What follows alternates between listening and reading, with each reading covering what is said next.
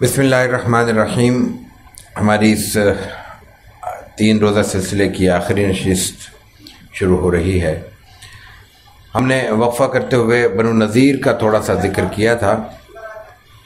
بنو نذیر یہود کا قبیلہ تھا اور اس نے کئی بار عہد شکنی کی اور ایسی صورت پیدا کی کہ مسلمانوں کے لیے وہ ناقابل برداشت تھی، مسلمانوں کو نقصان پہنچانے کی مسلسل کوشش کی۔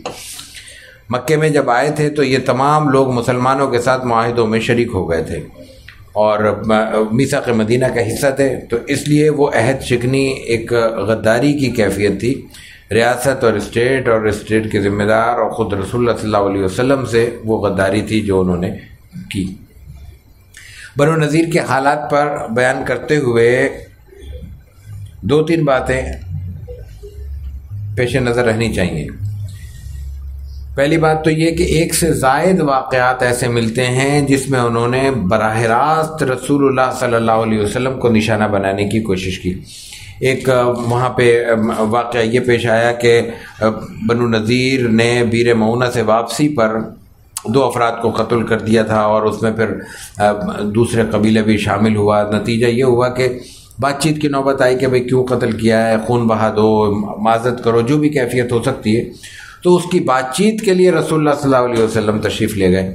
بات چیت کا تو بہانہ تھا، اصل مقصد ان کا تھا کہ رسول اللہ صلی اللہ علیہ وسلم کو نقصان پہنچایا جائے۔ اور ایک موقع ایسا آیا کہ آپ علیہ الصلوۃ والتسلیم نیچے تشریف فرماتے تو پہاڑ سے انہوں نے کوشش کی کہ کوئی بڑا پتھر گرا کے آپ کو نعوذ باللہ شہید کر دیا جائے۔ آپ علیہ الصلوۃ والتسلیم کو وحی کے ذریعے علم ہوا اور آپ وقت سے پہلے بہت تیزی کے ساتھ اٹھ گئے۔ اس سے پہلے ایک اور واقعہ پیش آیا، انہوں نے کہا کہ بھئی ایسا کریں کہ 30 افراد آپ لے آئیں، 30 ہم لے آتے ہیں، ہمارے علماء کرام بیٹھتے ہیں، آپ کے بھی حضرات ساتھ ہوں اور مذاکرات کرتے ہیں، اور اگر ہمیں آپ کی بات سمجھ میں آ گئی تو ہم سب مسلمان ہو جائیں گے۔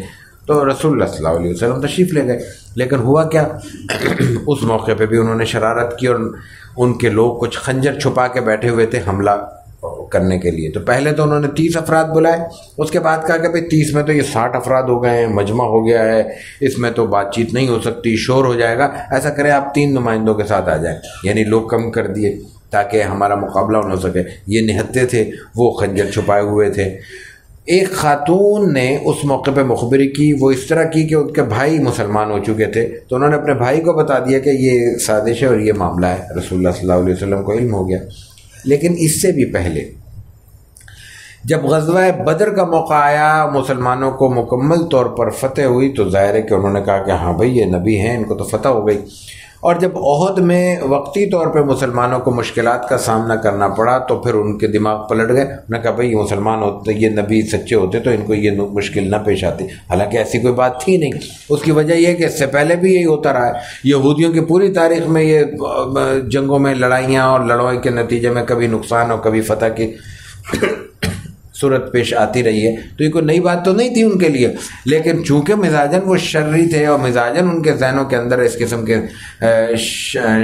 اشکالات اور خیالات پیدا ہوتے رہتے تھے، تو انہوں نے نہ صرف ہی کہ اس کے اندر ذہن میں خیال میں پیدا ہونے والے اس خیال کو پختہ کیا، بلکہ اس کے نتیجے میں انہوں نے معاہدہ توڑ دیا۔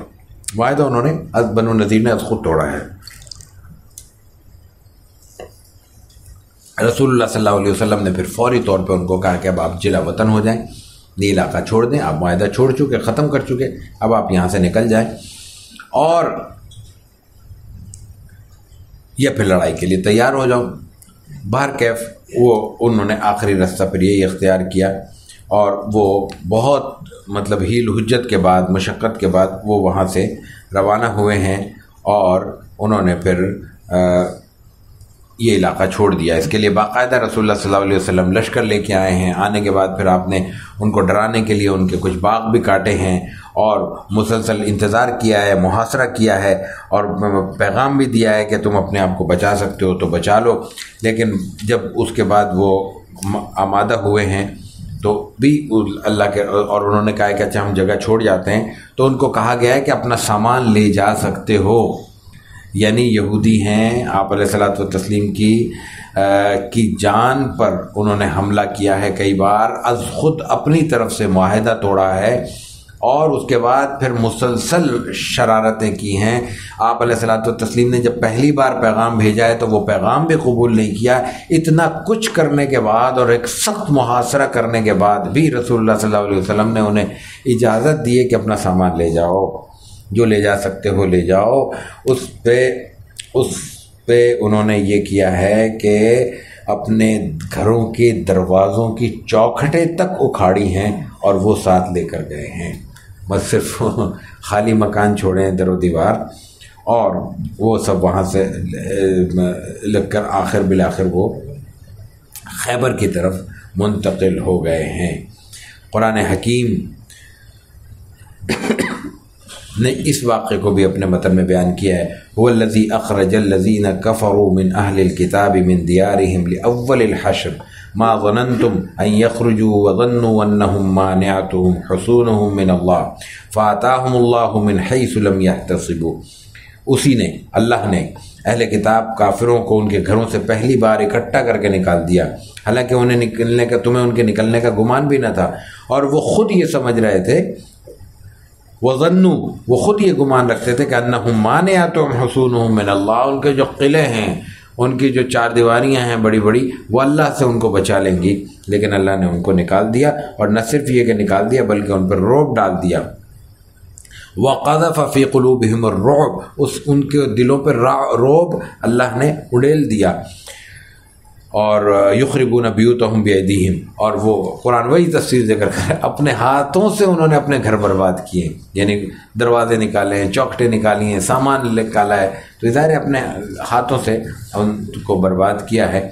اور اس موقع پر جو مال غنیمت مسلمانوں کا ہاتھ آیا، اس موقع پر رسول اللہ صلی اللہ علیہ وسلم نے وہ مال غنیمت مہاجرین میں تقسیم کیا ہے، اور اس سے پہلے آپ نے خطبہ دیا ہے، انصار کو کہا ہے کہ دیکھو یہ مال، ایک تو صورت یہ ہے کہ میں مہاجرین میں تقسیم کر دوں اور وہ تمہارے ساتھ شریک رہیں جیسا کہ پہلے ہیں، یعنی کل جو ہم نے آج ہی ہم نے جو مواخات کا ذکر کیا تھا، اس کے نتیجے میں ایک انصاری کو ایک مہاجر کا بھائی قرار دیا گیا تھا، اور اس کے نتیجے میں ہم نے عرض کیا تھا کہ وہ ان کے مال میں، جائیداد میں، حتیٰ کہ وراثت میں بھی وہ بھائی کی حیثیت سے نصف کے شریک تھے۔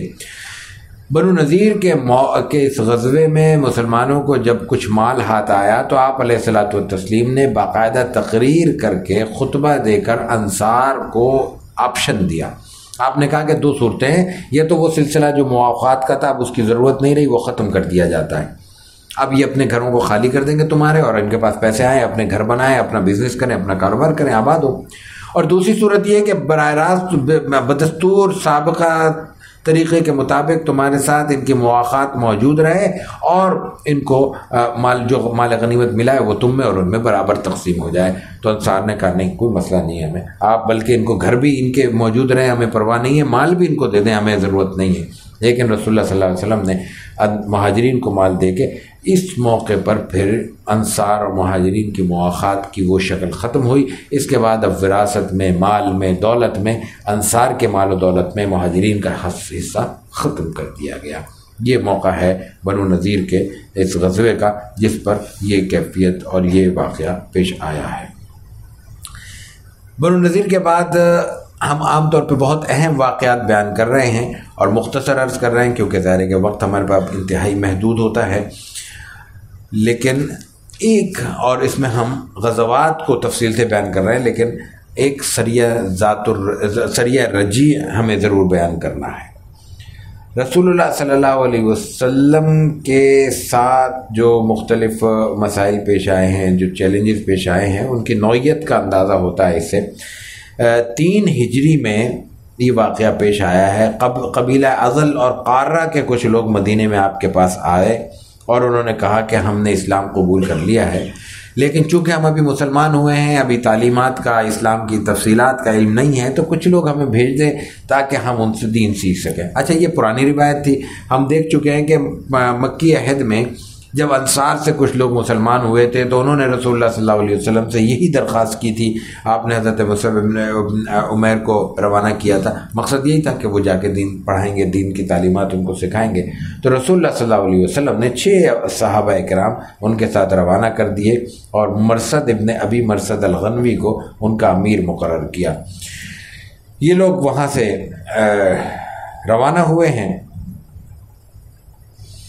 اور مسلمان ان کے ساتھ روانہ کر دیے ہیں، لیکن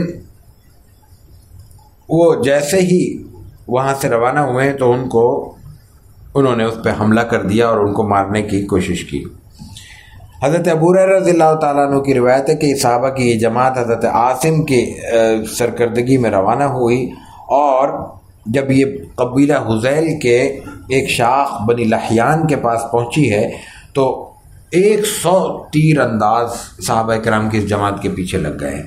اور پھر نہ صرف یہ کہ ان کے پیچھے لگے ہیں بلکہ ان کو ایسی جگہ پہنچ گئے جہاں پہ انہوں نے دیکھا کہ یہاں پہ کھجوریں موجود ہیں، کھجور کی گٹھلیاں موجود ہیں.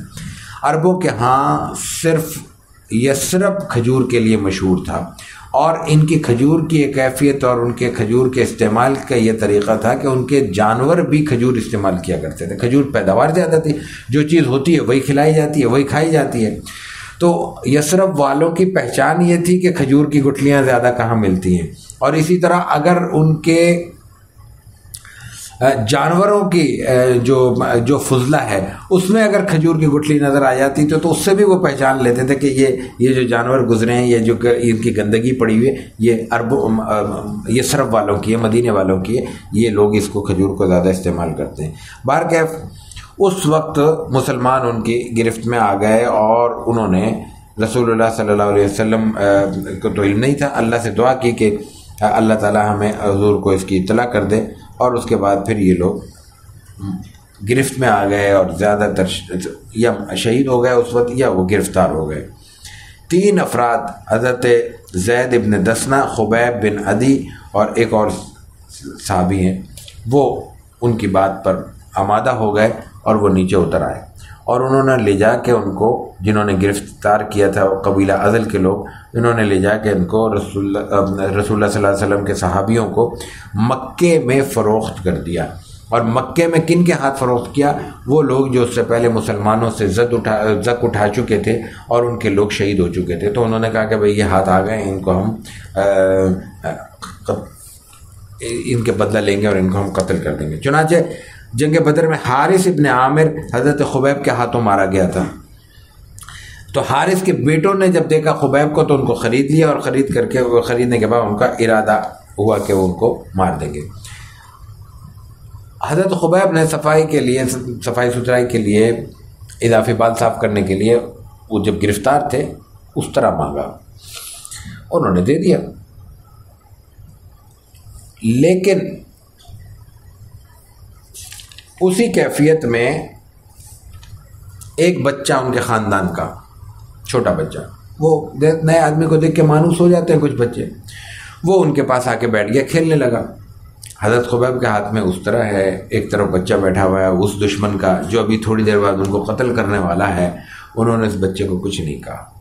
رسول اللہ صلی اللہ علیہ وسلم کی حالانکہ کہتے تو ان کا حق تھا، رسول اللہ صلی اللہ علیہ وسلم کی ہدایت ان کے سامنے تھی کہ بچوں کو نہیں مارنا، خواتین کو نہیں مارنا، مسجد میں موجود، عبادت گاہوں میں موجود، مندر میں موجود، گرجوں میں موجود لوگوں کو قتل نہیں کرنا. حضرت خبیب نے جب دیکھا کہ یہ لوگ گھبرا گئے ہیں تو کہا کہ تمہیں اندیشہ ہے کہ میں اسے قتل کر دوں گا؟ ہرگز نہیں، میں ایسا کوئی کام نہیں کروں گا. ان کے گھر والے جنہوں نے ان کو گرفتار کیا وہ کہتے تھے کہ ایسا قیدی ہم نے نہیں دیکھا. بہرحال اس کے بعد ان کو لے جا کے قتل کر دیا گیا ہے. یہ وہ موقع ہے جب حضرت خبیب نے پہلی بار 2 رکعات ادا کی ہیں. جب ان کو فیصلہ ہو گیا ان کو مارنا جانا ہے تو انہوں نے کہا اچھا مجھے اتنی مہلت دو، میں 2 رکعت پڑھ لوں. تو یہ وہ انہوں نے سنت اور طریقہ نکالا کہ اگر کسی کو علم ہو جائے بے گناہ قتل ہونے کا موقع ہے اور اس کے پاس موقع ہو تو وہ 2 رکعت پڑھے. حضرت خبیب نے اس وقت ایک اور عجیب بات کہی. یہ چھوٹی چھوٹی باتیں ہیں لیکن آدمی کو کسی اور دنیا کی سیر کرا دیتی ہے. اب وہ مرنے والے ہیں، شہید ہونے والے ہیں، ان کا وقت پورا ہو گیا. انہوں نے مہلت مانگی 2 رکعت پڑھنے کی، 2 رکعت پڑھنے کی مہلت ان کو دے دی گئی۔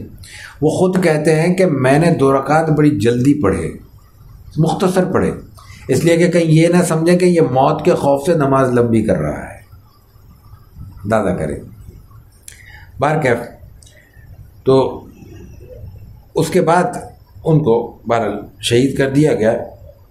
رسول اللہ صلی اللہ علیہ وسلم کو اس بات کا علم ہوا اور یہ اس کی پوری داستان آپ کو معلوم ہوئی، تو پھر حضرت خبیب کو جب شہید کیا گیا تو ان کو سولی دی گئی اور سولی پہ ان کو لٹکا دیا گیا۔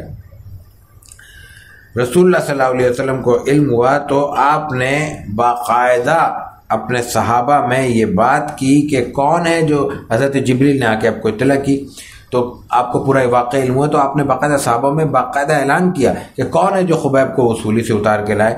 تو حضرت زبیر نے عرض کیا کہ میں اور مقداد بن اسود ان کے ساتھی کہ ہم دونوں یہ کام کریں گے۔ وہ دونوں وہاں پہنچے ہیں اور ظاہر مدینے سے مکے پہنچے ہیں اور انہوں نے اس لاش کو دیکھا ہے، تو وہ کہتے ہیں لاش اس وقت بھی اتنی پرانی کے ہونے کے باوجود تر و تازہ تھی اور ان کا ہاتھ اپنے زخم پر تھا اور زخم میں خون، تازہ خون رس رہا تھا اور اس خون سے مشک کی خوشبو پھوٹ رہی تھی۔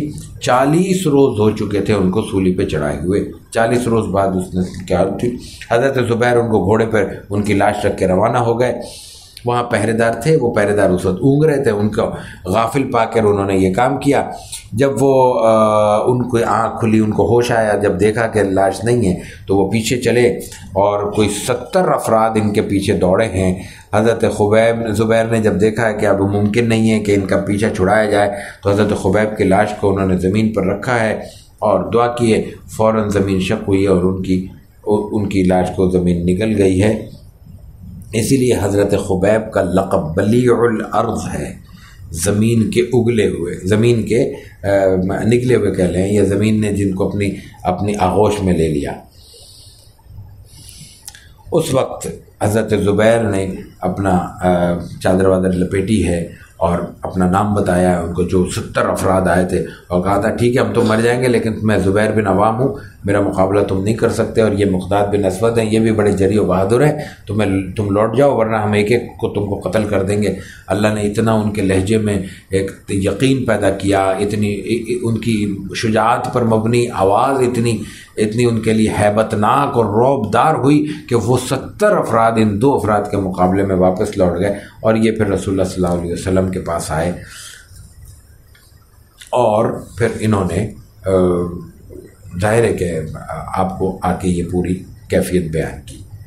اسی طرح اس کے بعد 4 ہجری میں سریہ بیر معونہ پیش آتا ہے۔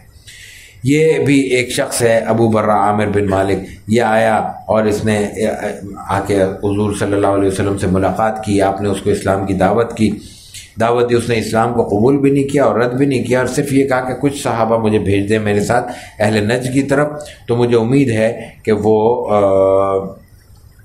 اسلام قبول کر لیں گے۔ اور رسول اللہ صلی اللہ علیہ وسلم کو کچھ خدشہ تھا، آپ نے کہا کہ مجھے ان پہ اطمینان نہیں ہے، وہ نقصان نہ پہنچائیں۔ انہوں نے کہا میں ضمانت دیتا ہوں۔ عربوں کے ہاں زبان کی بڑی اہمیت تھی اور ضمانت دینے کا مطلب ہوتا تھا کہ پھر وہ واقعی ضمانت دے رہے ہیں۔ رسول اللہ صلی اللہ علیہ وسلم نے ان کی بات مانی اور 40 صحابہ کرام کو ان کے ساتھ بھیجا، جو سب کے سب قراء کہلاتے تھے، حافظ بھی تھے اور قرآن کے عالم بھی تھے اور قاری بھی تھے۔ بعض روایت میں، بخاری شریف کی روایت میں 17 تعداد بھی آتی ہے، بہرحال 40 بھی کم نہیں ہیں۔ یہ لوگ چلے ہیں بیر معونہ بیر کنویں کو کہتے ہیں۔ بدر بھی ایک کنویں پر تھا، اس نوعیت کے اور بھی واقعات میں کنووں کا بہت ذکر آتا ہے، تو بیر معونہ بھی ایک جگہ کا نام ہے اور کنواں ہے۔ کنواں اصل میں پانی، یہ بنیادی طور پہ آبادی کا ایک سبب بنتا ہے۔ ہم نے پہلے نشست میں یہ بات عرض کی تھی کہ زمزم سے پوری ایک تہذیب بھی چلی اور پوری آبادی وہاں قائم ہوئی، صرف اس وجہ سے کہ وہاں حضرت اسماعیل نبینا علیہ الصلوۃ والتسلیم کے ایڑیوں کی برکت سے پانی نکل آیا تھا، تو پانی نے پوری ایک وہاں پہ مخلوق اللہ کی آباد ہونے کا سبب بنا دیا اور وہاں پہ آبادی ہو گئی۔ تو یہ کنویں اس لیے مشہور ہوتے ہیں۔ بہرکیف جب یہ لوگ بیر معونہ پہ پہنچے تو وہاں پہ کچھ حضرت انس کے ماموں حرام بن ملحان کو رسول اللہ صلی اللہ علیہ وسلم کا نامہ مبارک پہنچانے کے لیے بنو عامر کے رئیس ابو برہ کے بھتیجے عامر بن طفیل کے پاس بھیجا۔ انہوں نے نامہ مبارک کو دیکھتے ہی پہلے اس شخص کو کہا کہ اس کو قتل کر دو، سو انہوں نے اس کو قتل کر دیا۔ پھر عامر بن طفیل نے بنو عامر کو باقی صحابہ کرام کے قتل پر بھی ابھارا، مگر انہوں نے ابو برہ کے پناہ کی وجہ سے مارنے سے انکار کر دیا۔ یہ موقع ہے جب سب صحابہ کرام کو ان قبیلے والوں نے اپنی گرفت میں لے لیا، اور اس میں سوائے کعب ابن زید انصاری کے سب صحابہ کرام گرفت میں آ گئے، اور وہ ایک ایک کر کے سب شہید ہو گئے۔ یہ 70 صحابہ کرام ہیں، یہ دوسری روایت میں 40 صحابہ کرام ہیں جو قاری بھی تھے، اور دوسری روایت میں 2 صحابی زندہ بچے ہیں، عمر ابن امیہ زمری اور منذر بن محمد، تو اس طرح کل 3 ہو گئے۔ حضرت ابوبکر صدیق کے غلام جن کا سیرت میں کئی دفعہ ذکر آتا ہے، عامر بن فہیرہ، وہ بھی اس مارکے میں شہید ہوئے۔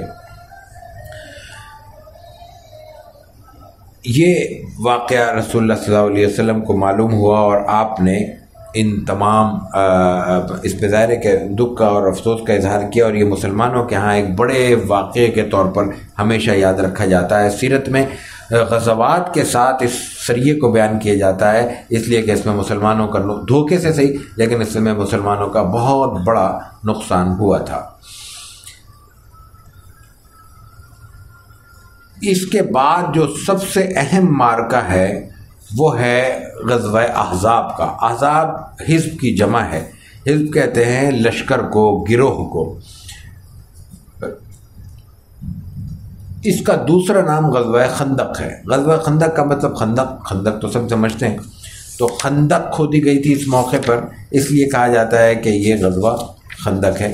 ویسے چونکہ پہلی بار مکے والوں نے مختلف لشکروں کو جمع کر کے مدینے پہ چڑھائی کی تھی، اس لیے اس کو احزاب کہا جاتا ہے کہ یہ صرف قریش مکہ نہیں تھے، دوسرے قبائل بھی اس میں شامل تھے، اس لیے اس کو قرآن نے بھی احزاب کہا ہے۔ سورہ احزاب 21ویں پارے میں باقاعدہ اس واقعے کی یاد میں موجود ہے۔ یہ 10 شوال 5 ہجری میں یہ واقعہ پیش آیا ہے، اور اس کی بنیادی وجہ وہی بنو نذیر بنے جو جن کو نکال دیا گیا تھا اور جا کے خیبر میں آباد ہو گئے تھے، اور یہ سب سے بڑا لشکر تھا۔ اس میں 10,000 سے 15,000 افراد تھے جو مسلمانوں پر چڑھ آئے تھے۔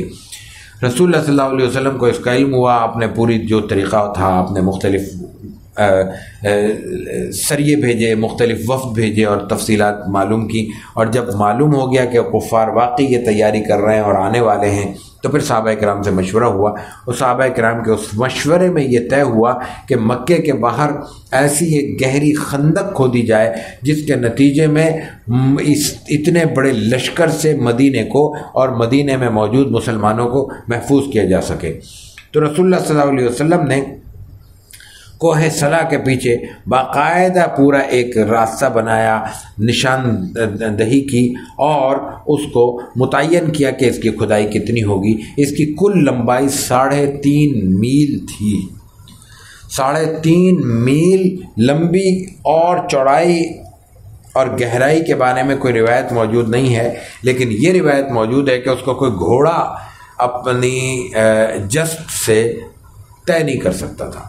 گھوڑا اچھی خاصی لمبی چھلانگ مارتا ہے، لیکن وہ خندق اتنی گہری تھی کہ وہ گھوڑے کی چھلانگ سے زیادہ تھی، چھلانگ مار کے وہ گھوڑا اس کو طے نہیں کر سکتا تھا، اور گہرائی اتنی تھی کہ آدمی نیچے اتر کے اس سے واپس نہیں آ سکتا تھا۔ یعنی یہ بھی ہو سکتا ہے نا، آدمی ایک ہاتھ پکڑ کے نیچے آ جائے اور پھر دوسری طرف سے واپس آ جائے، ایسا بھی ممکن نہیں تھا۔ اگر یہ ایسا ممکن ہوتا تو خندق کھودنے کی وجہ ہی نہیں تھی، اور اس کا کوئی فائدہ ہی نہیں ہوتا۔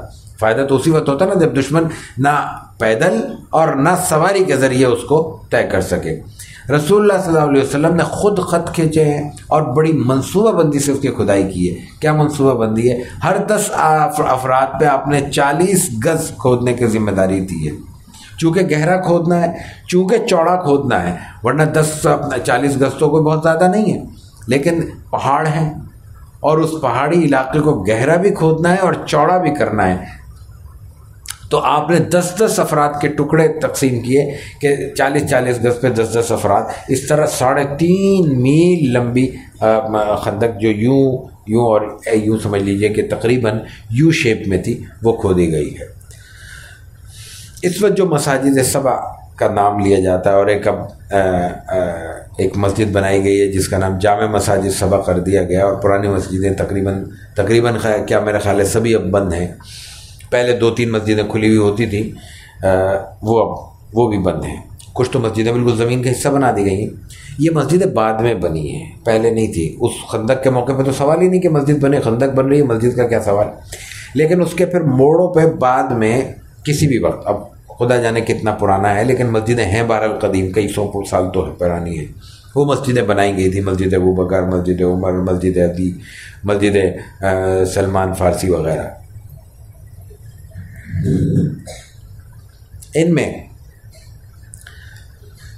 ان مساجد کے نشانات بعض کے اب موجود ہیں۔ یہ وہی خندق کا راستہ ہے۔ بتانا یہ چاہ رہا ہوں کہ جو خندق کی علامت ہے اب وہ صرف ان مساجد کی طور پر کہیں کچھ موجود ہے، باقی خندق اب پاٹ دی گئی ہے، وہاں موجود نہیں ہے۔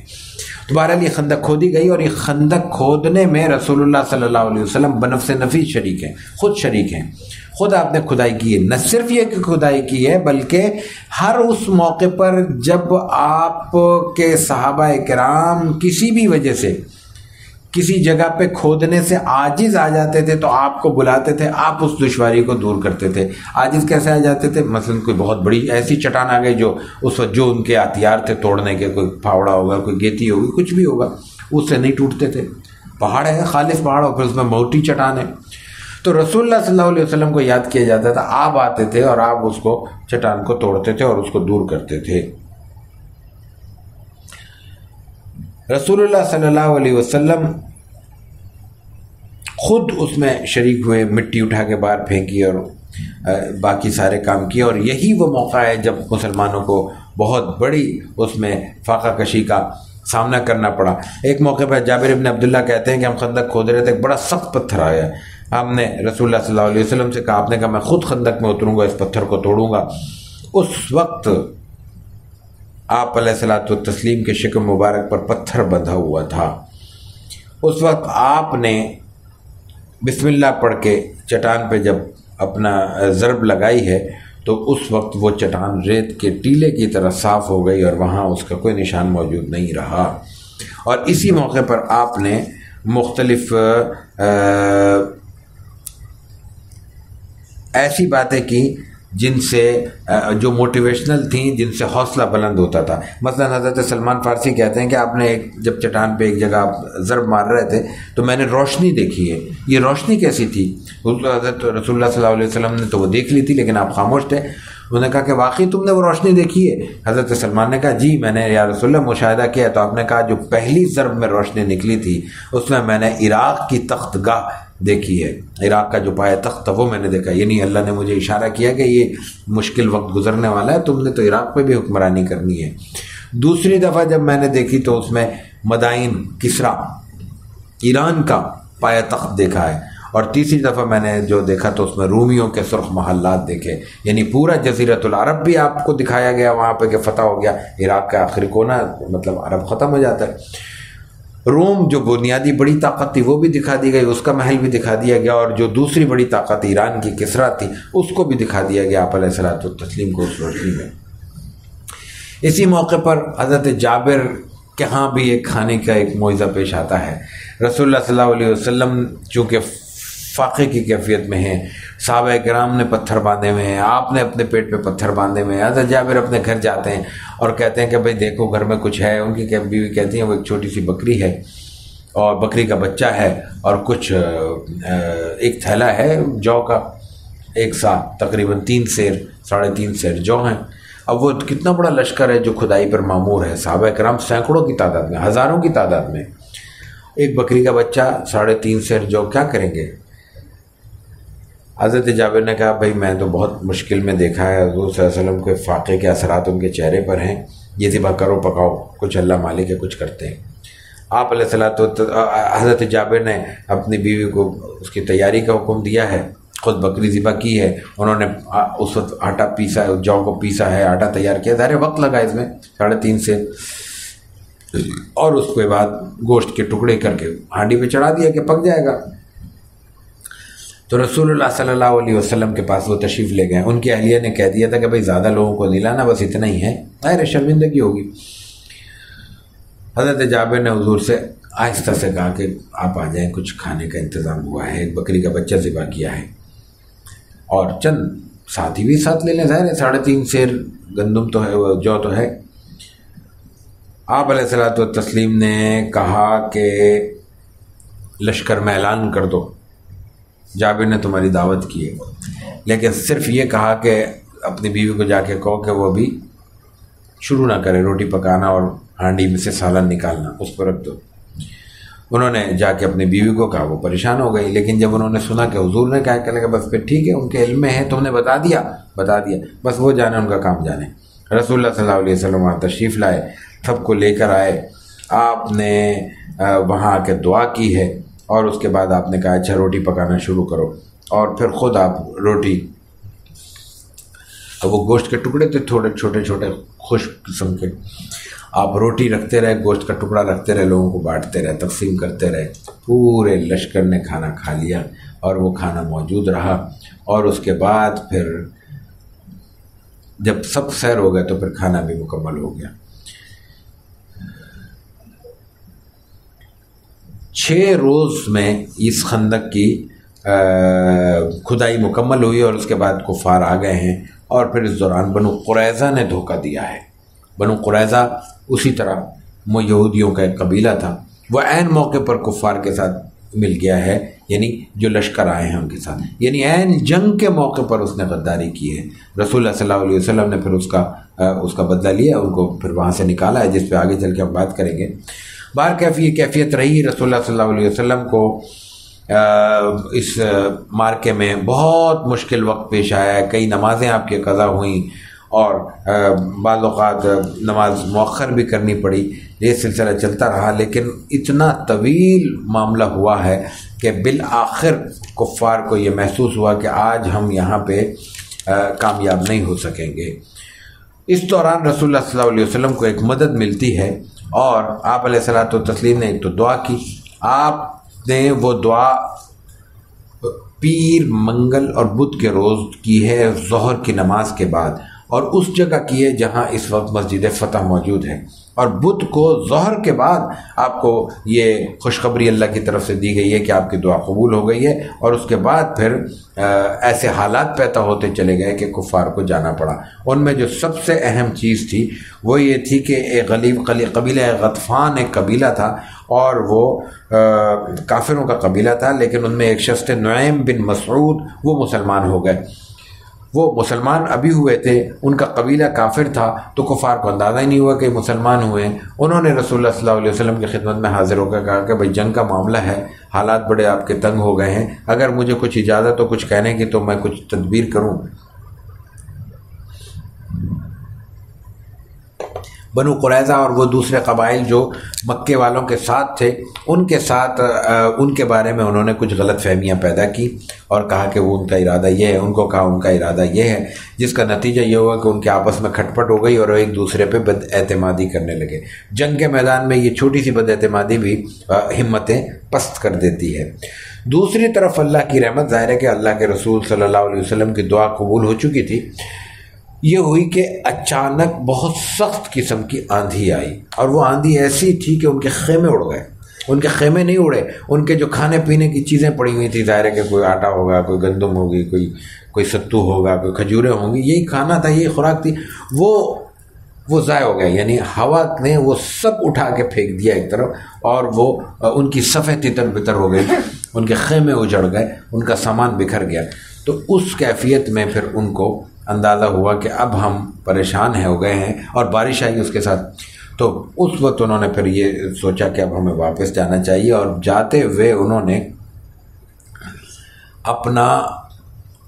اپنا سامان بھی وہ چھوڑتے چلے گئے ہیں، جو بڑی تعداد میں مال غنیمت کے طور پہ مسلمانوں کو حاصل ہوا ہے۔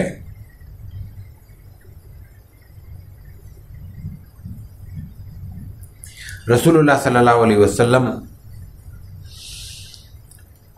کہ اس معرکے میں آپ علیہ الصلوۃ والتسلیم کے ساتھ ہی 6 صحابہ کرام شہید ہوئے ہیں، اور ایک بہت بڑے سیرت نگار ہیں یعنی متوسطین، عہد متوسطین کے دمیاطی، انہوں نے 2 نام اور بنائے ہیں، تو کل مجموعی طور پر 8 مسلمان شہید ہوئے ہیں، 3 کافر مرے ہیں۔ لیکن سب سے اہم بات یہ ہے کہ اس موقع پر کفار واپس چلے گئے ہیں اور ناکام واپس گئے ہیں، اور اس کے بعد قرآن کریم نے یہ اعلان کیا ہے کہ آج کے بعد یہ اب تمہارے پاس نہیں آئیں گے، اب تم جاؤ گے۔ ان کا آنے کا سلسلہ ختم ہو گیا، بدر بھی، احد بھی، خندق بھی، سب گزر گئے ہیں۔ یہ جیسے ہی مسلمان، اب دیکھیں 40 دن یہ معاملہ جاری رہا ہے، فاقہ کشی کی نوبت آ گئی ہے، وسائل جو تھے وہ خرچ ہو گئے ہیں، تھکاوٹ کتنی ہوگی کہ اگر آپ ایک محاذ پہ گرم ہیں، جس کیفیت یہ کہ 4 نمازیں اکٹھی قضا ہوئی ہیں، یعنی نماز پڑھنے کی مہلت نہیں ملی، اتنا سخت محاصرہ ہے۔ لیکن اس کے بعد مدینہ منورہ، اب یعنی مدینہ کے باہر ہی خندق میں تھے، جیسے ہی اپنے گھروں کو پہنچے ہیں تو جبریل آئے کہ آپ نے ہتھیار کھول دیے ہیں، فرشتوں نے نہیں اتارے ابھی ہتھیار۔ کیوں نہیں اتارے؟ اس لیے کہ بنو قریظہ نے جو دھوکہ کیا اس کی سزا ان کو ملنی چاہیے، فوری ضرورت ہے ان کو۔ رسول اللہ صلی اللہ علیہ وسلم نے اس وقت اعلان کیا ہے کہ فوراً نکلو، اللہ کا حکم آ گیا ہے، اور عصر بنو قریظہ میں جا کے پڑھنی ہے۔ میں پھر وہی عرض کر دوں کہ مدینہ منورہ چھوٹی چھوٹی آبادیوں کا حصہ تھا، تو بنو قریظہ اس مسجد نبوی جہاں پہ بالکل اس وقت کے مدینے کی ابتدائی آبادی تھی، اس سے فاصلے پر تھا۔ جیسے خندق کی جگہ بھی آج مدینہ کا حصہ ہے، ویسے وہ بھی مدینہ ہی حصہ ہے، لیکن وہ تھوڑا فاصلے پر تھا۔ تو آپ وہاں بنو قریظہ جانے کے لیے آپ نے کہا کہ بھئی جلدی نکلو، فوری نکلو، اور سب نے عصر وہاں پڑھنی ہے۔ اب اس کا مفہوم یہ تھا کہ بھئی نماز کی وجہ سے سفر مؤخر نہیں کرنا، تیزی میں نکلو۔ اب صحابہ کرام میں 2 طرح کے لوگ ہو گئے، کچھ نے راستے میں نماز پڑھ لی کہ بھئی مقصد جلدی نکلنے کا تھا، نماز کا وقت ہو گیا، پڑھ لیتے۔ انہوں نے کہا نہیں، حضور نے کہا ہے ہم وہیں پڑھیں گے جا کے۔ آپ علیہ الصلوۃ والتسلیم نے دونوں کی بات تسلیم کی، جنہوں نے نماز پڑھی ان کو بھی کہا ٹھیک کیا، جنہوں نے نہیں پڑھی اور جا کے وہاں پہ پڑھی انہوں نے کہا یہ بھی ٹھیک کیا۔ تو یہ جو فقہی مسائل میں کہیں ایسے جہاں پہ بات واضح نہ ہو اور ایک عالم کچھ مسئلہ سمجھے، ایک فقیہ، ایک امام، اور ایک امام اس سے کچھ اور مسئلہ سمجھے، تو یہ اختلاف کی باتیں نہیں ہوتی، یہ وہ باتیں ہوتی ہیں جن کی شریعت نے کچھ خود گنجائش رکھی ہوتی ہے۔ قرآن حکیم میں اللہ تعالیٰ نے بہت سی باتیں بالکل واضح کر دی، بہت سی باتیں نہیں کی۔ حدیث میں رسول اللہ صلی اللہ علیہ وسلم سے بہت سی باتیں بالکل 2 ٹوک ہیں۔ یہ نماز کی رکعتوں میں کوئی اختلاف نہیں ہے، رکعت میں سجدے کتنے کرنے کوئی اختلاف نہیں ہے، نماز خول کتنی پڑھنی ہے کوئی اختلاف نہیں ہے، زکوٰۃ کی جو بنیادی مقدار ہیں کوئی اختلاف نہیں ہے، حج کا جو بنیادی طریقہ ہے کوئی اختلاف نہیں ہے، روزے کے جو مسائل ہیں بنیادی کوئی اختلاف کی بات نہیں ہے۔ مطلب صبح صادق کے بعد کھانا پینا ختم کرنا ہے اور مغرب کا وقت ہوتے ہی شروع کر دینا ہے۔ یہ وہ بنیادی احکامات ہیں جو اللہ تعالیٰ نے 2 ٹوک دے دیے ہیں۔ تو جب اللہ تعالیٰ نے یہ احکامات 2 ٹوک دیے ہیں تو یہ بھی بتا دیتا کہ بھئی رفع دین کرنا ہے یا نہیں کرنا، یہ بھی کہہ سکتا تھا اللہ تعالیٰ، ایسے اور مثال بھی دے لیں۔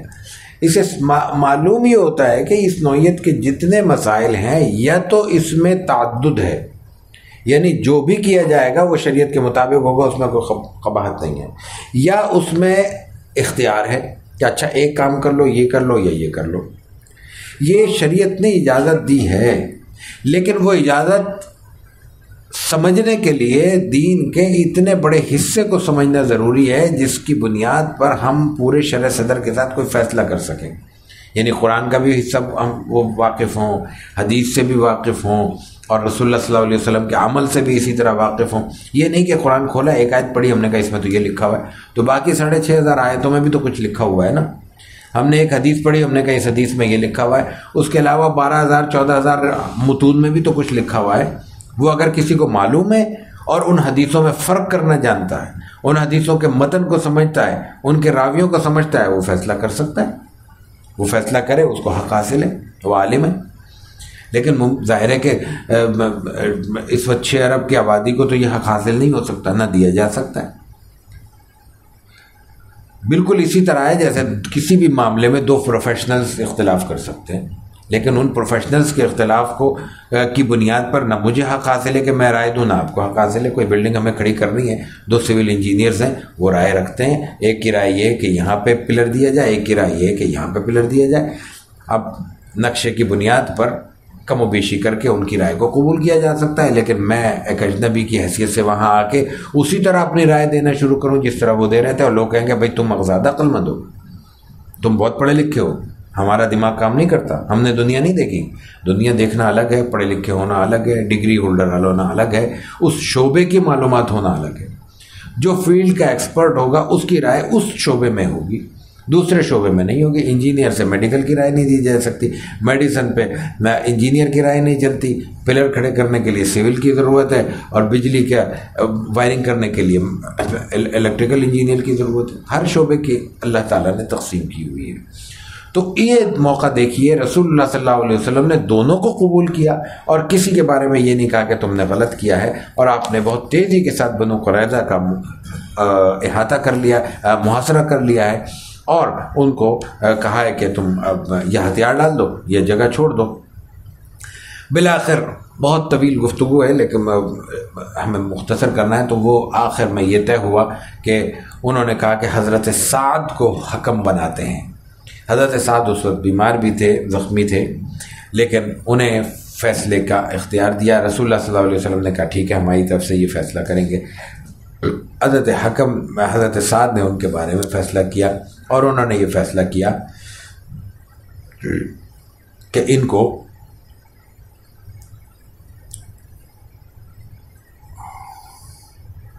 ان کے بالغ مردوں کو قتل کر دیا جائے، اور ان کے عورتوں اور بچوں کو غلام بنا لیا جائے، اور ان کے مال کو بانٹ دیا جائے، اور ان کے گھر مہاجرین اور انصار کو دے دیے جائیں۔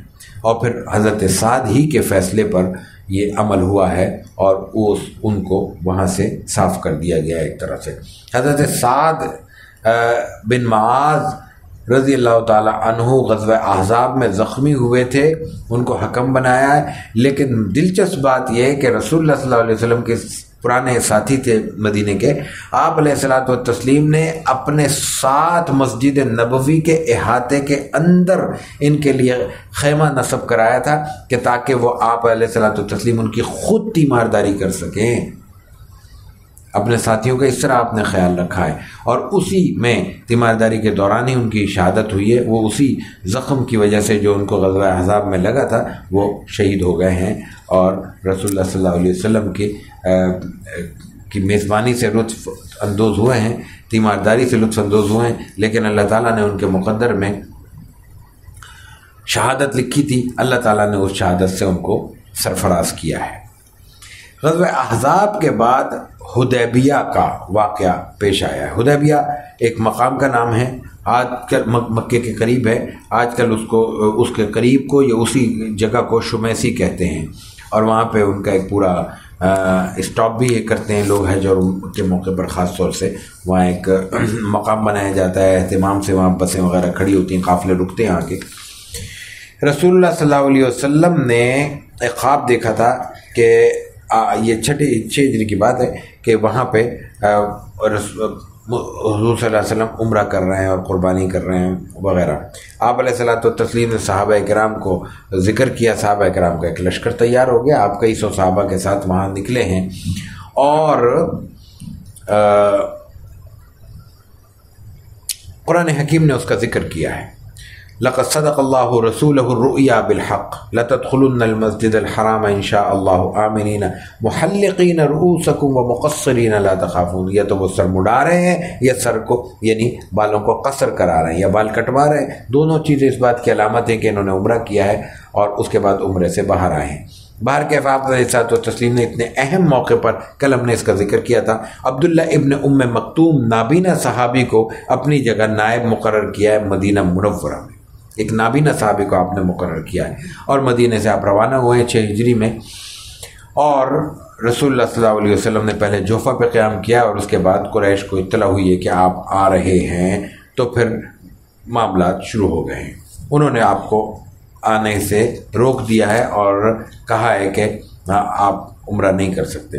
رسول اللہ صلی اللہ علیہ وسلم کے پاس اس وقت صرف تلواریں تھیں اور قربانی کے لیے جانور ساتھ تھے۔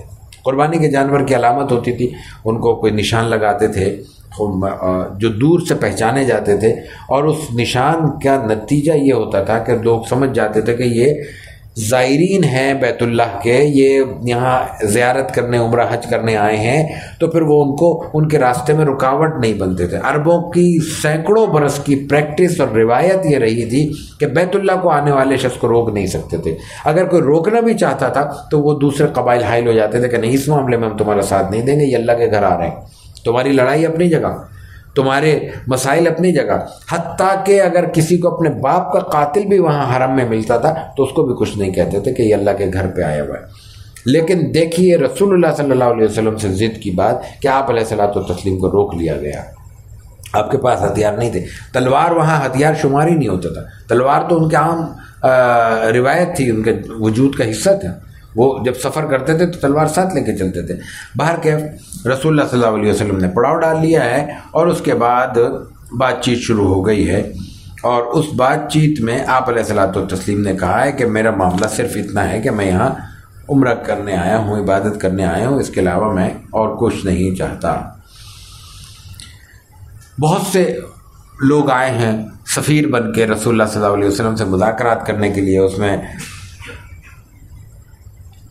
عروہ ابن مسعود آئے ہیں۔ مسور ابن مخرمہ کہتے ہیں کہ جب عروہ آئے ہیں حضور سے گفتگو کرنے کے لیے تو وہ بار بار آپ کے داڑھی میں ہاتھ ڈالتے تھے، ہاتھ چھونے کی کوشش کرتے تھے۔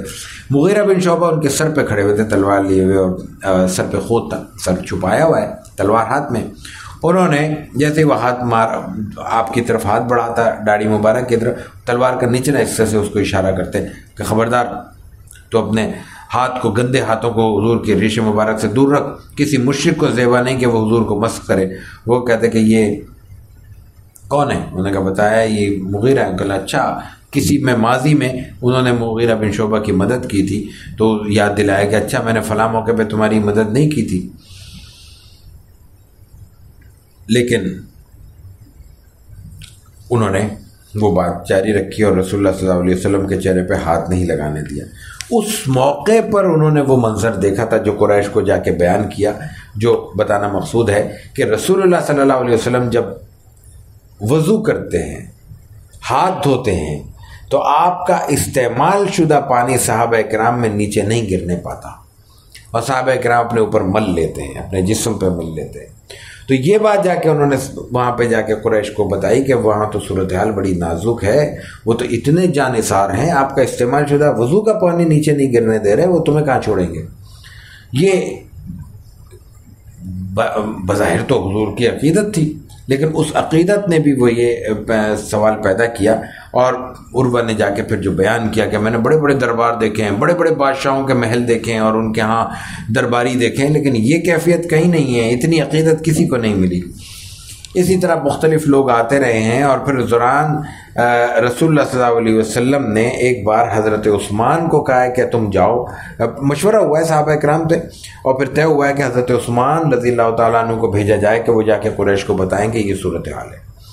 حضرت عثمان رضی اللہ تعالیٰ عنہ وہاں گئے ہیں، اور یہاں کسی بھی وجہ سے یہ افواہ پھیل گئی ہے کہ حضرت عثمان کو شہید کر دیا گیا ہے۔ ایک بات تو یہ جس پہ ہم آگے چل کے بات کرتے ہیں۔ دوسرا یہ کہ حضرت عثمان جب وہاں گئے ہیں ان کی بات نہیں مانی گئی، ان کے مذاکرات کامیاب نہیں ہوئے ہم کہہ سکتے ہیں، لیکن ان کو کہا گیا ہے حضرت عثمان اتنے عرصے سے بیت اللہ سے دور ہیں، بیت اللہ سے ایک مسلمان کا تعلق، یہاں بیٹھ کے ہمارا دلوں میں کیا کیفیت ہوتی ہے اس کو ہم سب پہچان سکتے ہیں۔ وہ ایک صحابی ہیں جو مدینے میں مکے میں رہتے ہیں، ان کو مکے سے نکالا گیا ہے اور 6 برس سے وہ مکے سے دور ہیں، اب وہ بیت اللہ کے سامنے کھڑے ہیں، کیا کیفیت ہوگی؟ اس کیفیت میں ان کو موقع ملتا ہے کہ وہ بیت اللہ کا طواف کریں۔ قریش کہتے ہیں بھائی ٹھیک ہے، جو بات ہے مذاکرات نہیں، کوئی بات نہیں، طواف کرنا چاہو آگے وہ کر لو۔ انہوں نے کہا نہیں، رسول اللہ صلی اللہ علیہ وسلم کے ساتھ آیا ہوں، انہی کے ساتھ طواف کروں گا۔ یہ حضرت عثمان۔ آگے سنیں، صحابہ کرام میں یہ بات شروع ہو جاتی ہے، فریکوینسی کیسے میچ کرتی ہے، ایک دوسرے کے ذہن اور خیالات کتنے ہم آہنگ ہیں وہاں پہ۔ صحابہ کرام میں یہ بات شروع ہوتی ہے کہ ایسے یہ رشک کے جذبے ہوتے ہیں نا، یا رسول اللہ حضرت عثمان تو چلے گئے، ہم رہ گئے، وہ تو وہاں طواف کر لیں گے، حضور کیا کہتے ہیں؟ میرا خیال ہے وہ نہیں کریں گے وہ ہمارے بغیر. یہ حضور کہہ رہے ہیں، ادھر عثمان کہہ رہے ہیں میں نہیں کروں گا حضور کے بغیر. اور پھر وہ واپس تشریف لاتے ہیں، صحابہ ذکر کرتے ہیں اور وہ بتاتے ہیں کہ ہاں مجھے موقع ملا تھا، انہیں آفر کی تھی، میں نے نہیں کیا تمام. ادھر تو ایک تو یہ تعلق ہے. یہ تعلق اس لیے ظاہر سامنے رکھنا ضروری ہے کہ آگے والا واقعہ اس پہ سمجھ میں آئے گا. جب رسول اللہ صلی اللہ علیہ وسلم کو علم ہوتا ہے کہ مطلب اطلاع ملتی ہے، غلط اطلاع ہے کہ اچھا اس میں بھی حکمت تھی وہ اطلاع ملنے میں، آگے عرض کرتے ہیں کہ حضرت عثمان کو وہاں پہ شہید کر دیا گیا. اب پھر میں دہراتا ہوں، حضور وہاں لڑنے نہیں آئے، اسلحے کے ساتھ نہیں آئے ہیں، تلوار لے کے محض آئے ہیں. مقصد صرف عمرہ کرنا ہے. عمرے کی عبادت کی ساری تیاری مکمل ہے. جانور آپ کے ساتھ ہیں. جانوروں کا ہونا اس بات کی علامت ہے کہ ان کو کوئی نقصان نہیں پہنچایا جا سکتا. نقصان پہنچانا عربوں کی روایت کے خلاف ہے. رسول اللہ صلی اللہ علیہ وسلم کو جب اطلاع ملتی ہے فوراً لڑائی کی بنیاد کی، لڑنے کی بنیاد پر بیعت لیتے ہیں صحابہ کرام سے. یہ ہے بیعت رضوان. لقد رضی اللہ عن المؤمنین اذ یبایعونک تحت الشجرہ فعلم ما فی قلوبہم وانزل السکینۃ علیہم واصابہم فتحا قریبا. درخت کے نیچے جب اللہ کے رسول صلی اللہ علیہ وسلم بیعت لے رہے تھے تو اللہ تعالیٰ ان کو اپنی ہمیشہ کی رضامندی کا پروانہ عطا کر رہا تھا. لقد رضی اللہ عن المؤمنین، وہ جو مومن اس وقت موجود ہیں ان سے اللہ راضی ہو گیا. اذ یبایعونک تحت الشجرہ، جب آپ کے ہاتھ پہ انہوں نے درخت کے نیچے بیعت کی. درخت کے نیچے یہ بیعت ہو رہی ہے اور کس بات پہ ہو رہی ہے؟ حضرت عثمان کا بدلہ لینا ہے جن کو انہوں نے بے گناہ مار دیا. بہرحال بعد میں اطلاع ملی کہ یہ بات غلط تھی تو وہ تو بات الگ ہو گئی، لڑائی کی نوبت نہیں آئی. لیکن اس بیعت کا روب اتنا پڑا کہ وہ مذاکرات کرنے پر اور کسی فیصلے تک پہنچنے پر مجبور ہو گئے. اس بیعت نے ماحول بنا دیا کہ بھئی یہ تو لڑنے پر آ گئے ہیں، اب ان کا راستہ روکنا مشکل ہے. بہرکیف بیعت رضوان ہوئی ہے اور اس میں 1500 1600 1400 بغیر سامان جنگ کے صحابہ کرام ہیں جنہوں نے حضور کے ہاتھ بیعت کی ہے. اور اس کے بعد پھر حضرت عثمان واپس آئے اور انہوں نے صلح پر آمادگی ظاہر کی اور معاہدہ لکھنا شروع ہوئے. معاہدے میں پھر انہوں نے ڈنڈی ماری ہے. وہ حضور نے کہا کہ اچھا لکھو بسم اللہ الرحمن الرحیم. نہیں، یہ الرحمن الرحیم کون ہے؟ ہم تو نہیں جانتے ان کو، ہم تو بسمک اللہم لکھتے ہیں، وہی لکھو. حضور نے کہا اچھا. حضرت علی لکھ رہے ہیں، حضرت علی اس وقت کاتب ہیں، کہ لکھ دو بھائی. اس کے بعد آپ نے کہا کہ من محمد رسول اللہ. نہیں، ہم تو رسول اللہ نہیں مانتے. انہوں نے کہا اچھا چلو مٹا دو یہ لوگ. حضرت علی نے کہا میں تو نہیں مٹاؤں گا. نہیں مٹایا. اب رسول اللہ صلی اللہ علیہ وسلم اٹکے نہیں ہیں. بعض اوقات صورتحال ایسی پیش آ جاتی ہے کہ کوئی بندہ کسی جذباتی کیفیت میں بہت بڑے آدمی کا حکم ماننے سے بھی انکاری ہو جاتا ہے. اس وقت بڑوں کو یہ نہیں ہے کہ اٹک جائیں، نہیں میری انا کا معاملہ ہے، میرے ٹھیس پڑ گئے. نہیں، انہوں نے کہا اچھا تم نہیں مٹا رہے، بتاؤ کہاں لکھا ہوا ہے. اب ظاہر ہے کہ آپ تو پڑھے ہوئے نہیں تھے نا، وہ اس طرح حرف شناسی کی اللہ تعالیٰ نے آپ کو وہ اپنی حکمت کے تحت وہ چیز دی نہیں تھی. انہوں نے کہا بھئی یہ اچھا آپ نے ہاتھ سے مٹا دیا. جو چمڑوں ومڑوں پہ چھلیوں پہ لکھا جاتا تھا بڑے آسانی سے لکھ دیا جاتا تھا، بڑے آسانی سے صاف ہو جاتا تھا. لیکن رسول اللہ صلی اللہ علیہ وسلم نے اس کو خود مٹا دیا. اب معاہدے کی شرطیں دیکھیں کیا ہو رہی ہیں. معاہدہ یہ ہے کہ 10 سال تک جنگ بند ہوگی، کوئی نہیں لڑے گا ایک دوسرے کے خلاف. مسلمان اس سال ایسے ہی واپس جائیں گے، اگلے سال آ کے عمرہ کریں گے. قریش کی طرف سے کوئی بندہ اپنے لوگوں سے، اپنے آقا سے، اپنے مالک سے ناراض ہو کے جائے گا تو مکے والے، مدینے والے واپس کرنے کے پابند ہوں گے. لیکن مدینے سے کوئی اگر آ جائے گا تو ہم واپس نہیں کریں گے. عرب قبائل کو اختیار ہوگا جس کے ساتھ چاہے معاہدہ کر لیں، اور مسلمان جو پہلے سے مکے میں مقیم ہیں وہ مکے میں ہی رہیں گے، وہ بھی واپس مدینے نہیں جا سکتے. اب اس میں یہ شرط کہ مقیم ہیں جو وہ وہاں نہیں جا سکتے، یہ شرط کہ جو مکے سے آئے گا اس کو لوٹانا ہوگا، یہ شرط جو مدینے سے آئے گا اس کو ہم نہیں لوٹائیں گے. یہ ساری ایک طرح سے براہ راست مسلمانوں کے خلاف شرطیں ہیں. رسول اللہ صلی اللہ علیہ وسلم نے مان لی. اور اس وقت اندازہ ہوتا ہے ابو بکر صدیق کے مقام کا. سوائے ابو بکر صدیق کے سب کے ذہنوں میں خیالات آئے. حضرت عمر تو جلال میں آ گئے، کیا ہم حق پہ نہیں ہیں؟ انہوں نے کہا ہیں. تو یہ کیا مان رہے ہیں؟ آپ چپ ہو گئے. صحابہ کرام کی حالت کیا ہے؟ اب معاہدہ ہو گیا، معاہدے کے بعد کیا ہوگا؟ احرام کھولنا ہے نا، کیونکہ عبادت تو نہیں کر سکے، قربانی کرو، احرام کھول دو، یہی حکم ہے۔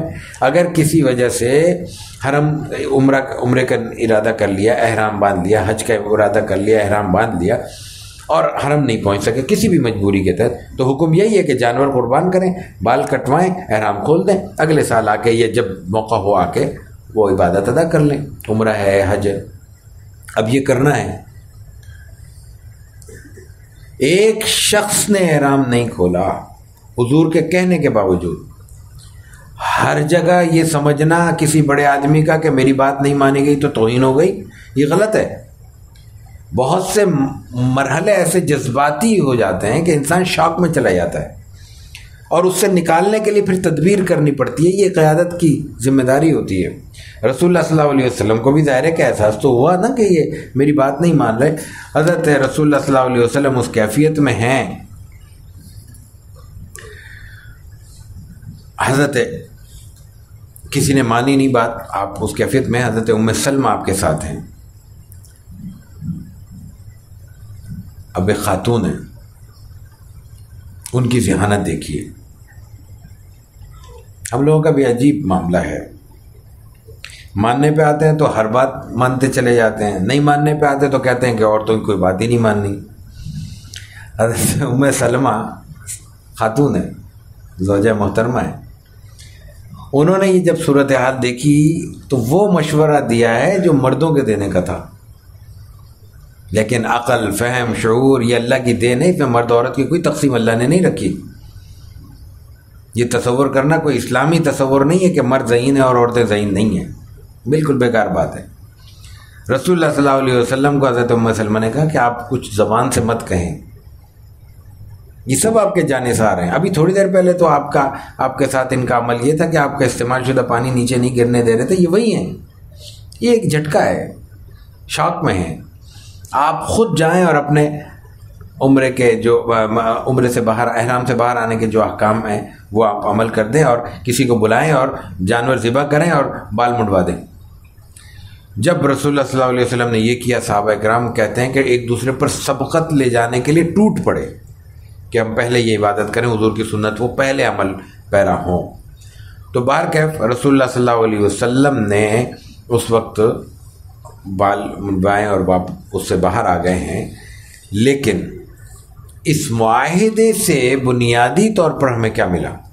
یہ معاہدہ اتنے دب کر کیوں ہوا؟ غور کیجئے تو اس میں کوئی ایک شرط تھوڑی سی ڈسٹرب کرتی ہے، لیکن کوئی شرط ایسی نہیں تھی کہ جو بہت غیر معمولی ہو دیکھا جائے۔ مثلا ایک شرط یہ ہے کہ اگر کوئی خدا نہ خواستہ مسلمانوں سے یا اسلام سے برگشتہ ہو کے کفار میں جائے گا تو اس کو آنے دیا جائے۔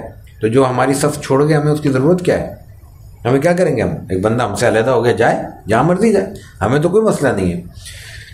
دوسری بات، جو مسلمان ہو گیا وہ آپ کے پاس نہیں آ سکے گا، یہ اس کے لیے مشکل ہوگا، اس کے لیے مسائل ہوں گے، یقیناً اس کے لیے وہ وقت بڑا تکلیف کا ہوگا، لیکن جب ایمان ایک دل میں ایک دفعہ جگہ بنا لے تو اس کو پھر کوئی دشواری روک نہیں سکتی اور اس کے راستے میں رکاوٹ نہیں بن سکتی۔ یقیناً وہ وقت مشکل گزار لے گا اور بالآخر وہ مسلمانوں کے صفوں کا حصہ بن جائے گا۔ دوسری بات، اس معاہدے میں 10 برس کی جنگ بندی اصل چیز تھی۔ اس سے پہلے احزاب تک، غزوہ خندق تک صورتحال یہ تھی کہ اچانک ایک مارکا پیش آ جاتا تھا۔ چھوٹی چھوٹی جو لڑائیاں ہوئی ہیں وہ تو ہم نے ذکر ہی نہیں کی۔ مشرکین مکہ کی طرف سے مسلسل چیلنج، مکے والے مسلسل جنگ جنگ جنگ جنگ۔ اس کا نتیجہ ہے کہ اب کچھ یعنی کوئی بے یقینی کی کیفیت ہے، نہ کچھ کر سکتے ہیں، نہ کوئی پروگرام بنا سکتے ہیں، نہ کوئی اپنا ہدف متعین کر سکتے ہیں۔ اس کیفیت میں 10 سال کی جنگ بندی نے مسلمانوں کو یہ یکسوئی فراہم کر دی کہ اب وہ دوسرے دشمنوں سے اپنا مقابلہ کر سکتے ہیں۔ نتیجہ یہ ہے کہ ادھر رسول اللہ صلی اللہ علیہ وسلم تشریف لائیں اور ادھر وہ جو یہودی یہاں سے اکٹھے ہو کے نکل کے خیبر میں پہنچ چکے تھے، آپ فوراً نکلیں اور خیبر کا محاصرہ کیا ہے۔ ایک وقت میں 2 دشمنوں سے مقابلہ کرنا ممکن ہی نہیں ہوتا، وہ دونوں دشمن، آپ دشمن کا جو دوست کا جو دشمن کا جو دوست دشمن ہوتا ہے وہ دوست ہوتا ہے نا، تو وہ دونوں ہمارے دشمن ہیں، وہ آپس میں دوست ہو گئے، تو وہ دونوں طرف سے اگر گھیر لیں گے تو نقصان میں کون آئے گا، مشکل میں کون آئے گا؟ مسلمان آئیں گے۔ آپ علیہ الصلوۃ والتسلیم نے اس واقعے کو، اس معاہدے کو اس لیے غنیمت سمجھا کہ اس کے نتیجے میں ایک ہمارا یوں کہہ لیں کہ ایک سرحد محفوظ ہو گئی۔ ایک سرحد محفوظ کرنے کے بعد دوسری سرحد پہ آپ نے حملہ کیا، اور آپ جانتے ہیں کہ خیبر میں فتح ہو گئی۔ ایک دو جملے خیبر پہ عرض کر دیں گے، وقت تو بہت محدود ہے۔ دوسرا، پہلی بار قریش نے آپ سے برابر کی سطح پہ آ کے معاہدہ کیا، یعنی ایک سطح پہ آ کے معاہدہ ہو رہا ہے۔ اس کا مطلب کیا ہے؟ اس کا مطلب یہ ہے کہ اب انہوں نے آپ کو بطور ایک قوت کے، سیاسی قوت کے تسلیم کر لیا، اور یہ بہت بڑا مسئلہ ہوتا ہے بین الاقوامی سطح پہ کہ کسی قوت کو کون مانتا ہے کون نہیں مانتا، یہ بین الاقوامیت کا ایک بہت بڑا اصول ہے۔ تو اتنے بڑے بڑے فوائد سمیٹے ہیں صلح حدیبیہ کے ذریعے، اور یہ صلح حدیبیہ تو ایک ماڈل ہے، اس کو اگر بیان کیا جائے تو عملی زندگی میں ہمیں 8 سے 10 بڑے اصول ملتے ہیں کہ جب انسان ناکام ہوتا ہے تو وہ ناکامی سے کامیابی کیسے کشید کر سکتا ہے۔ اس موقع پر اور واقعات بھی پیش آئے۔ مثال کے طور پہ ابو بصیر ایک صحابی ہیں، وہ وہاں سے چلے ہیں اور ان کو مسلمانوں کی طرف آنے کا ان کو موقع ملا ہے۔ وہ جیسے ہی پہنچے ہیں، ادھر سے ان کا نمائندہ پہنچ گیا کہ ابھی تو معاہدہ ہوا ہے کہ آپ نے مکے سے کسی بندے کو آنے نہیں دینا، آئے گا تو واپس کرنا ہے۔ رسول اللہ صلی اللہ علیہ وسلم نے فوراً واپس کیا۔ انہوں نے کہا کہ میں تو بڑا پریشان ہوں، بہت مجھ پہ مظالم ہو رہے ہیں۔ حضور نے کہا اللہ راستہ کھولے گا، لیکن معاہدہ ہو گیا، جاؤ۔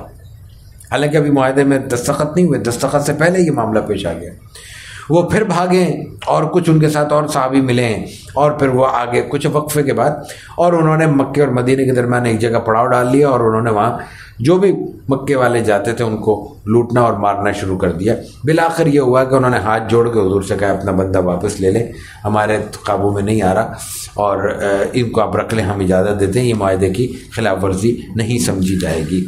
یہ کیفیت ہے اور یہ عمل ہے، اور یہ طریقہ ہے رسول اللہ صلی اللہ علیہ وسلم کی جو غزوہ احد سے اپنا صلح حدیبیہ سے ہمیں ملتا ہے۔ اور اگلے سال پھر آپ علیہ الصلوۃ والتسلیم نکلے ہیں اسی معاہدے کے مطابق، اور آپ نے پھر عمرہ ادا کیا ہے، اور اس سفر میں آپ معاہدے کے مطابق کوئی چیز لے کر نہیں گئے، اسلحہ وسلح لے کر نہیں گئے، خاموشی سے آئیں۔ اور معاہدے میں یہ بھی تھا کہ صرف 3 دن رک سکیں گے، یعنی اتنی مدت کے بعد مکہ مل رہا ہے، اور وہ مل رہا ہے تو صرف 3 دن کے لیے، لیکن آپ نے اس پر کچھ نہیں کہا، بلکہ وہاں اس شرط کو قبول کیا، 3 دن رہے ہیں، اور فوراً آپ واپس روانہ ہو گئے ہیں۔ ادھر سے واپس آئے ہیں آپ، یہ تو عمرۃ القضاء اگلے سال کیا ہے، اس سے پہلے صلح حدیبیہ سے واپس آئے، اور آپ نے فوراً خیبر کا رخ کیا ہے۔ خیبر میں یہود اکٹھے ہو گئے تھے، اور وہ مسلسل وہاں سے شرارتوں میں مصروف تھے۔ قرآن حکیم میں جب رسول اللہ صلی اللہ علیہ وسلم کو یہ کہا گیا کہ یہ انا فتحنا لک فتحا مبینا، یہ بنیادی طور پہ خیبر کا بھی اشارہ تھا اس میں، اور پھر فتح مکہ کا بھی اشارہ تھا، کیونکہ یہیں سے فتح مکہ کی بنیاد پڑی ہے۔ بہرکیف آپ خیبر میں تشریف لے گئے ہیں۔ خیبر میں بہت سارے قلعے تھے، وہ آپ نے ایک ایک کر کے فتح کیے ہیں۔ آخری قلعہ، بہت بڑا قلعہ، حضرت علی رضی اللہ تعالی عنہ کے ہاتھ پہ فتح ہوا ہے، اس لیے کہ وہ ان کے لیے مقدر تھا۔ بلکہ یہ کہا جاتا ہے کہ پرانی مذہبی تاریخوں میں خود یہود کے ہاں بھی یہ بات تحریر تھی کہ یہ حضرت علی ایسی شخصیت کے جو حضرت علی پہ صادق آتی ہیں علامتیں، وہ علامتیں ان کے پاس موجود تھی۔ یہی وجہ ہے کہ جب حضرت علی نے تلوار اٹھائی ہے اور اس کا قصد کیا ہے، تو پھر انہوں نے ہتھیار ڈال دیا کہ اب وہ بندہ آ گیا ہے جس سے ہم مقابلہ نہیں کر سکتے، اس لیے کہ ان کے نام پر ہمارے ہاں موجود ہے کہ یہ فتح یاب ہوں گے اور ہم یہاں شکست کھائیں گے۔ اس دوران ایک اہم واقعہ اسود راعی کا بہت غیر معمولی واقعہ ہے۔ ایک چرواہا ہے، وہ وہاں پہ بکریاں چرا رہا ہے، بکریاں چراتے ہوئے نیچے اتر آیا ہے کسی قلعے سے، نیچے مسلمان پھیلے ہوئے ہیں، وہ مسلمانوں کے پاس آ گیا ہے، بھئی تم لوگ کون ہو، کہاں سے آئے ہو؟ وہ ایک عام چرواہا ہے۔ رسول اللہ صلی اللہ علیہ وسلم نے اسلام کا تعارف پیش کیا ہے کہ بھئی میں محمد رسول اللہ ہوں، اللہ ایک ہے، میں اللہ کا نبی ہوں، یہ دین ہے، یہ احکامات ہیں وغیرہ ہیں۔ اس نے کہا کہ اچھا میں یہ احکامات اگر قبول کر لوں تو کیا ہوگا؟ کہ تمہیں جنت ہوگی. یہ حضور کا معمول تھا. اس نے ایک عجیب سوال کیا. کہ اچھا جنت میں چلا جاؤں گا؟ میں تو سیاہ ہوں, میرے تو جسم سے بو آ رہی ہے, میرا تو چہرہ بہت ہی عام سا ہے, اور میرے پاس کوئی پیسہ ویسا نہیں ہے, میں تو غریب آدمی ہوں. بکریاں کون چراتا ہے؟ غریب آدمی چراتا ہے. رسول اللہ صلی اللہ علیہ وسلم نے کہا اس نے کہا میں بس آپ کے ساتھ لڑنا چاہتا ہوں. تو حضور نے کہا نہیں. اب پھر دیکھیے وہی بات جو ہم 3 دن میں کئی بار دہرا چکے ہیں. کون ہیں وہ لوگ؟ یہودی ہیں, بار بار کے آپ کو ستانے والے ہیں. اس وقت آپ لڑنے کے لیے, ان کو فتح کرنے کے لیے ان کا محاصرہ کیے ہوئے ہیں. وہ اندر چھپے ہوئے ہیں آپ سے لڑنے ہی کے لیے. وہ لڑنے کے لیے تیار ہیں, آپ بھی لڑنے کے لیے تیار ہیں. ان کا بندہ باہر آیا ہے, ان کا بندہ ہے, ان کے جانور باہر لے کر آیا ہے, لڑنے والے دشمن کے. آپ سے اس نے پوچھا میں ان بکریوں کا کیا کروں؟ کر لیں گے ان کو واپس کرو. کر لیتے قبضہ؟ نہیں کیا قبضہ. آپ نے کہا ان کو واپس کرو, اور واپس کرنے کی بھی ترکیب بتائی, اور آپ کا معجزہ ہے یہ بھی. آپ نے کہا کہ ایسا کرو, ان کو ان کے مالکوں کی طرف ہکا دو, اور ان پہ ایک مٹھی کنکری بھیج دو, پھینک دو, یہ اپنے مالکوں کے پاس چلے جائیں گی. اور وہی ہوا. راوی کہتے ہیں کہ جب انہوں نے ان کو ہانکایا ہے تو وہ ایسے ہانکتی ہوئی جا رہی تھی جیسے ان کو کوئی چرواہا سمیٹ کر لے کے جا رہا ہے, اور بالآخر وہ اپنے قلعے میں داخل ہو گئی اور اپنے مالکوں تک پہنچ گئی. اس کے بعد سنیے, انہوں نے لڑائی کا مرحلہ پیش آ گیا, اور وہ اسود رائی مسلمانوں کی طرف سے لڑ پڑے, لڑنے گئے, لڑے اور خوب لڑے, خوب شجاعت دکھائی اور شہید ہو گئے. شہید ہوئے. حضور صلی اللہ علیہ وسلم کو علم ہوا, آپ کے پاس لایا گیا, تو آپ نے کہا کہ اللہ تعالیٰ نے اپنا وعدہ پورا کر دیا. اس کے بدن کی بو کو انتہائی جنت کی خوشبوؤں میں تبدیل کر دیا, اس کے چہرے کی بدنمائی کو, اس کے رنگ کو, کی سیاہی کو انتہائی خوبصورت چہرے میں تبدیل کر دیا, اور اس کو جنت کی نعمتوں سے نواز دیا, اور جنت میں جو حوریں ہیں اور جو نعمتیں ہیں وہ اس کو عطا کر دی. غزوہ خیبر کے بعد اہم مارکہ فتح مکہ ہے. فتح مکہ کی نوبت اس طرح آئی کہ جیسے ہم نے عرض کیا, صلح حدیبیہ کے موقع پہ رسول اللہ صلی اللہ علیہ وسلم کے ساتھ مکے والوں کا یہ معاہدہ طے ہوا تھا کہ جو دیگر قبائل ہیں ان کو اختیار حاصل ہے کہ چاہے تو وہ رسول اللہ صلی اللہ علیہ وسلم سے, مسلمانوں سے معاہدہ کر لیں, اور چاہے تو وہ مکے والوں سے معاہدہ کر لیں. ظاہر ایک ہی بات ہے, ان کے حلیف ان کے حلیف, یہ دونوں آپس میں حلیف, تو سب ایک دوسرے کے حلیف. لیکن پھر یہ ہوا کہ رسول اللہ صلی اللہ علیہ وسلم سے جو حلیف تھے اور جو مکے والوں سے حلیف تھے, ان کے آپس میں لڑائی ہو گئی. ایک تو قبیلہ تھا بنو بکر کا, وہ قریش کے حلیف تھے, اور دوسرا بنو خزاعہ تھے, وہ مسلمانوں کے حلیف تھے. بنو خزاعہ پہ بنو بکر نے حملہ کیا اور ان کے بندے مار دیے, وہ رسول اللہ صلی اللہ علیہ وسلم کے پاس آ گئے. اور اس دوران یہ بھی ہوا کہ جب وہ لوگ شکست کھاتے ہوئے بھاگے ہیں اور حرم میں پہنچے تو ان کو حرم میں بھی پناہ نہیں دی گئی. رسول اللہ صلی اللہ علیہ وسلم کو علم ہوا, انہوں نے آ کے بتایا حضور کو. حضور نے فوراً کہا کہ بھائی یہ تم نے بدعہدی کی ہے, ان کا خون بہا ادا کرو ورنہ پھر معاہدہ ختم سمجھو. اب آپ دیکھیے, وہ جو دب کے معاہدہ کیا تھا وہ 10 سال کے لیے کیا تھا. اللہ تعالیٰ نے اس معاہدے کی برکت سے چند مہینے کے اندر خیبر بھی فتح کروا دیا, اور پھر مکے والوں سے بدعہدی کروا کے مکے والوں کی جانب سے معاہدہ توڑوا دیا. مسلمانوں پہ الزام نہیں آیا, ایک تو بدعہدی ہوئی. بدعہدی کے بعد جب رسول اللہ صلی اللہ علیہ وسلم نے مکے والوں کو یہ پیغام بھیجا کہ بھئی یہ خون بہا ادا کرو, 2-3 افراد کا قتل تھا, اس پہ پورا معاہدہ نہیں ختم کیا جا سکتا, لیکن ظاہر ہے کہ اگر ایک کا بھی خون بہا ہے اور بے گناہ بہا ہے, اور تو رسول اللہ صلی اللہ علیہ وسلم کو تو حق حاصل ہے کہ اپنے حلیف کا بدلہ لیں گے. آپ نے ان کو پیغام بھیجا, انہوں نے کہا کہ بھئی اس پہ توجہ نہیں کی. جب آپ نے سختی سے کہا, انہوں نے کہا اچھا معاہدہ ختم کرنا ہے تو کر دو, تو ظاہر معاہدہ ختم ہو گیا. حضور نے جنگ کی تیاری شروع کر دی. اب ابو سفیان کو, وہ اس وقت سردار وہی تھے, اب تشویش ہوئی. وہ مکے آئے, مکے سے مدینے آئے, انہوں نے اس وقت کوشش بھی کی لیکن کچھ نہیں ہوا. اس دوران حبیبہ, ان کی جو بہن ہے, وہ رسول اللہ صلی اللہ علیہ وسلم کے عقد میں آ چکی ہیں. وہ گھر آئے ہیں تو ام المومنین رضی اللہ تعالی عنہا نے ابو سفیان کی صاحبزادی، انہوں نے رسول اللہ صلی اللہ علیہ وسلم اپنے باپ کو رسول اللہ صلی اللہ علیہ وسلم کے بستر پہ نہیں بیٹھنے دیا. باپ کو انہوں نے کہا تم مسلمان نہیں ہو.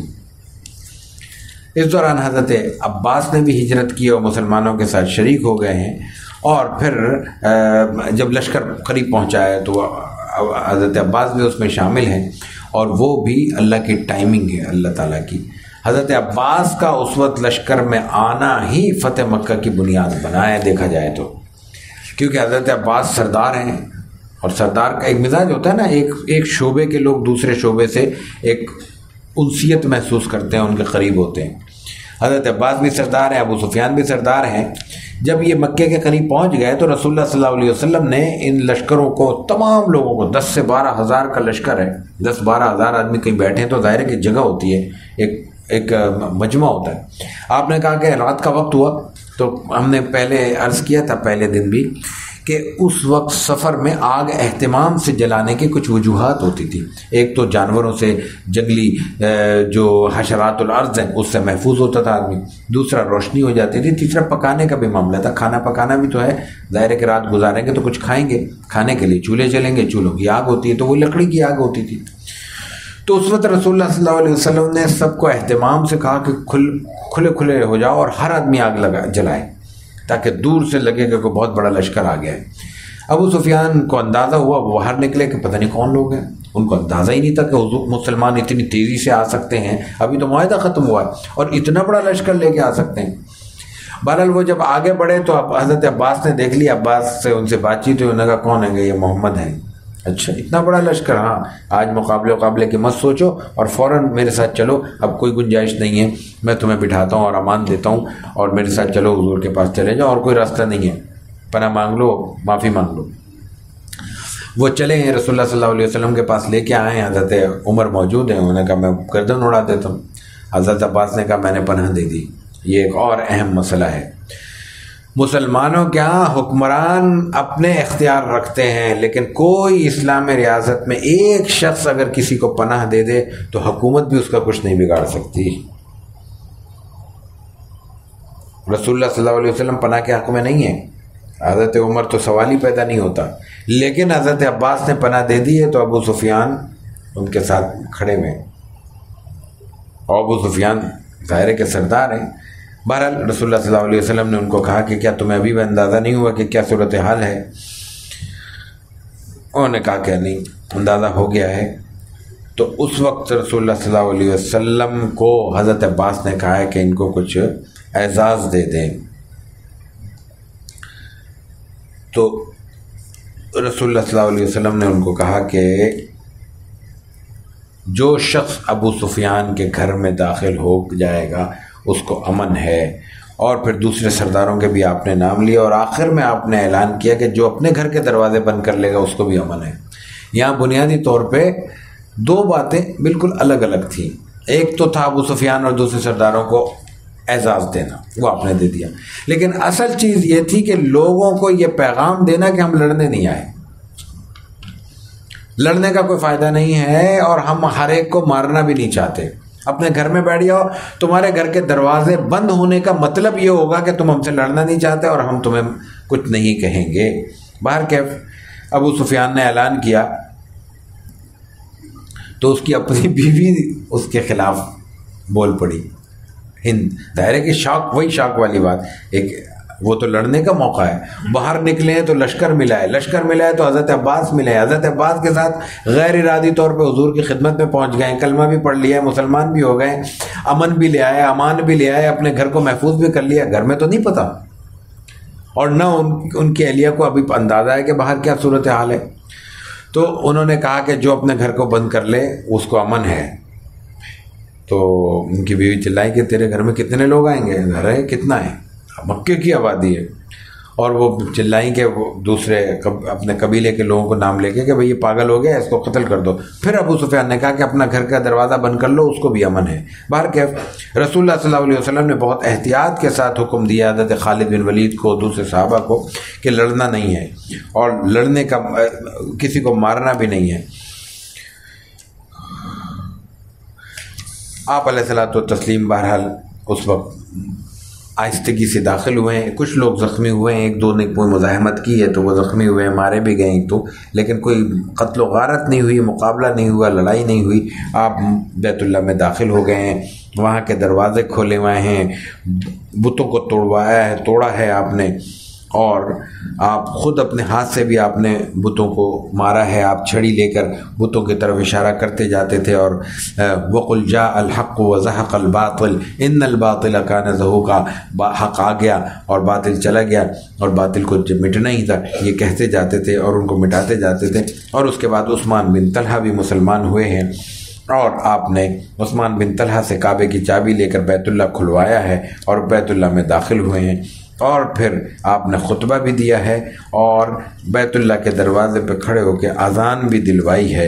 اور بیت اللہ پہ پہلی اذان جو دی گئی ہے وہ حضرت بلال سے دی ہے. وہ بلال جس کو احد احد کہنے کی پاداش میں اس مکے میں بیت اللہ کے سامنے گرم اور تپتے ہوئے پتھروں پہ اور پہاڑوں پہ لٹا کے سزا دی جاتی تھی، اسی بلال کو اس موقع پر قریش کے سرداروں کی موجودگی میں رسول اللہ صلی اللہ علیہ وسلم نے بیت اللہ کی چھت پہ کھڑے ہو کے اذان دلوائی ہے. یہ انہی کا حق تھا جو اللہ تعالیٰ نے رسول اللہ صلی اللہ علیہ وسلم کے ذریعے ان تک پہنچا ہے. کتنا بڑا اعزاز ہے، اور کیا کیفیت ہوگی جب حضرت بلال نے بیت اللہ پہ کھڑے ہو کے اللہ اکبر کہا ہوگا. اس وقت آپ علیہ الصلوۃ والتسلیم نے عثمان بن طلحہ کلید بردار ہیں، شروع سے بیت اللہ کی کلید انہی کے خاندان میں چلی آ رہی ہے، آج تک چلی آ رہی ہے. آج تک جو بیت اللہ کا کلید بردار ہے وہ ان کی اولاد ہے. یعنی کسی کے بھی اولاد میں شک ہو سکتا ہے کہ اس کا خاندان کون سا ہے. عثمان بن طلحہ کی اس اولاد میں جو بیت اللہ کی کلید بردار ہے کسی کو شک نہیں ہو سکتا. اللہ نے کہا ہے، اللہ کے حکم پر انہوں نے حضور نے اس کے بعد بلا کے چابی واپس کی ہے، اور یہ بھی کہا ہے کہ تم سے قیامت تک اگر کوئی چابی کلید بیت اللہ کی لے گا وہ ظالم ہوگا، جابر ہوگا، غاصب ہوگا. وہ تو اب کوئی حکمران لینا بھی چاہے تو نہیں لے سکتا. ظاہر ہے کہ پھر لوگوں کی زبانیں بند نہیں کی جا سکیں گی. ایسا اعلان آپ نے کیا کہ ہمیشہ کے لیے ان کے خاندان میں اس کلید کو محفوظ کر دیا. آپ نے بیت اللہ پہ کھڑے ہو کے خطبہ دیا ہے. خطبے کے الفاظ چند جملے میں پیش کروں گا. لا الہ الا اللہ وحدہ لا شریک لہ صدق وعدہ نصر عبدہ وہزم الاحزاب وحدہ. لا الہ الا اللہ، اللہ ایک ہے، وحدہ لا شریک ہے، اس نے اپنا وعدہ پورا کر دیا. اس نے اپنے بندے کی، دیکھیں وہی سبحان الذی اسری بعبدہ، یہاں بھی اعزاز کا موقع ہے، ذکر کیا کیا جا رہا ہے، وَنَصَرَ عَبْدًا، اپنے اس بندے کا جو بندگی کا حق ادا کر چکا ہے، اس کی مدد کی. وَحَزَمَ الْأَحْزَابَ وَحْدًا، اور سارے لشکروں کو تنہا وحدہ تنہا شکست دے دی. آگاہ ہو جاؤ، جاہلیت کا ہر استحقاق اور خون مال کا دعویٰ میرے قدموں کے نیچے ہے، سب مٹا دیا میں نے. کعبے کی دربانی اور حاجیوں کو پانی پلانے کا استحقاق مستثنا ہے، جو لوگ کر رہے تھے وہی کریں گے. قتل خطا قتل عمد کے مشابہ ہے، جو لاٹھی اور کوڑے سے ہو. اگر کوئی لاٹھی اور کوڑے سے مارتا ہے اور مار دیتا ہے، جان سے مار دیتا ہے، یہ ایسے ہی ہے جیسے قتل عمد ہے، جان بوجھ کے مارا ہے، اور اس کی دیت 100 اونٹ ہیں. اے قریش کے لوگوں، اللہ نے تم سے جاہلیت کا غرور جس پہ ہوا کرتے تھے اور آباء و اجداد کا فخر دور کر دیا. کلکم بنی آدم، سب آدم کی اولاد ہیں. وآدم من تراب، سب برابر ہیں اس لیے کہ سب آدم کی اولاد ہیں، اور آدم مٹی سے پیدا ہوئے تھے. کسی کو کسی پہ کوئی فخر حاصل نہیں ہے. یا ایھا الناس انا خلقناکم من ذکر و انثی وجعلناکم شعوبا وقبائل لتعارفوا ان اکرمکم عند اللہ اتقاکم ان اللہ علیم خبیر. اے لوگو، تم سب کو ہم نے ایک مرد و عورت سے پیدا کیا ہے اور تمہیں گروہ اور قبائل کی شکل میں بنایا ہے، کیوں؟ تاکہ تم ایک دوسرے کو پہچان سکو۔ ان اکرمکم عند اللہ اتقاکم، اللہ کے ہاں صاحب عزت صاحب احترام صرف وہ ہے جو تم میں اللہ سے سب سے زیادہ ڈرنے والا ہے۔ ان اللہ علیم خبیر۔ اس کے بعد آپ نے قریش کو پکارا ہے، کیا چاہتے ہو، کیا خیال ہے تمہارا کہ تمہارے ساتھ کیا ہونے والا ہے؟ وہ بھی آپ کو جانتے تھے، انہوں نے کہا انت کریم اخ کریم ابن اخ کریم، تم تو کریموں کا خاندان ہے، سب رحم اور کرم اور ترحم کرنے والے لوگ ہو، تم ہمیشہ بھلائی کرتے ہو، شریف آدمی ہو، شریف کی اولاد ہو۔ تو اس وقت رسول اللہ صلی اللہ علیہ وسلم نے فرمایا ہے لا تثریب علیکم اليوم اذهبوا فانتم الطلقاء۔ حضرت یوسف علیہ السلام کے برادران نے جب ان کو پہچان لیا تھا، حضرت یوسف اپنے دربار میں تھے اور معلوم ہو گیا تھا کہ یہ یوسف ہے جن کے ساتھ ہم یہ سب کچھ کرتے آئے ہیں، تو اس وقت انہوں نے اپنی ندامت ظاہر کی کہ بڑا غلط کیا ہم نے۔ تو اس وقت حضرت یوسف نے کہا تھا کہ لا تثریب علیکم اليوم یغفر اللہ لکم وہو ارحم الراحمین۔ لا تثریب علیکم اليوم، تم پہ کوئی گناہ نہیں ہے، آج کوئی باز پرس نہیں ہے، کوئی گرفت نہیں ہے، اللہ تمہارے گناہ معاف کرے۔ وہ جملہ اپنے بھائی کا رسول اللہ صلی اللہ علیہ وسلم نے اس وقت لیا ہے اور فرمایا ہے لا تثریب علیکم اليوم اذهبوا فانتم الطلقاء، تم سب آزاد ہو، جاؤ اپنے گھروں میں رہو، آج تم پہ کوئی باز پرس نہیں ہے۔ اور اس کے بعد آپ نے کہا کہ مکہ ہمیشہ کے لیے حرمت والا ہے، اس کی حرمت کو کوئی چیلنج نہیں کر سکتا، یہاں پہ کسی کے لیے کسی کو مارنا، کوئی چیز لینا، حتیٰ کہ گھاس تک نوچنا بھی یہاں پہ جائز نہیں ہوگا۔ اس کے بعد پھر بیعت ہوئی ہے، خواتین سے آپ نے بیعت لی ہے، بغیر اس کے عورتوں سے آپ نے مطلب ہاتھ میں ہاتھ ڈالے بغیر لیے، پردے میں لیے، مردوں سے آپ نے جیسے بیعت لیتے تھے ویسے لیے، اور حضرت عتاب بن اسید کو اپنے ہاں اپنی جگہ پہ مکے میں اپنا نمائندہ مقرر کیا ہے۔ عتاب بن اسید 21 سال عمر ہے ان کی۔ رسول اللہ صلی اللہ علیہ وسلم نے ہمیشہ اپنے عہد میں نوجوانوں کو آگے بڑھایا ہے، ان کو ٹاسک دیا ہے، ان کو ذمہ داری دی ہے، اور اس ذمہ داری کے ساتھ ان کو اعتماد دیا ہے، اور اعتماد کے بعد ان سے کام لیا ہے۔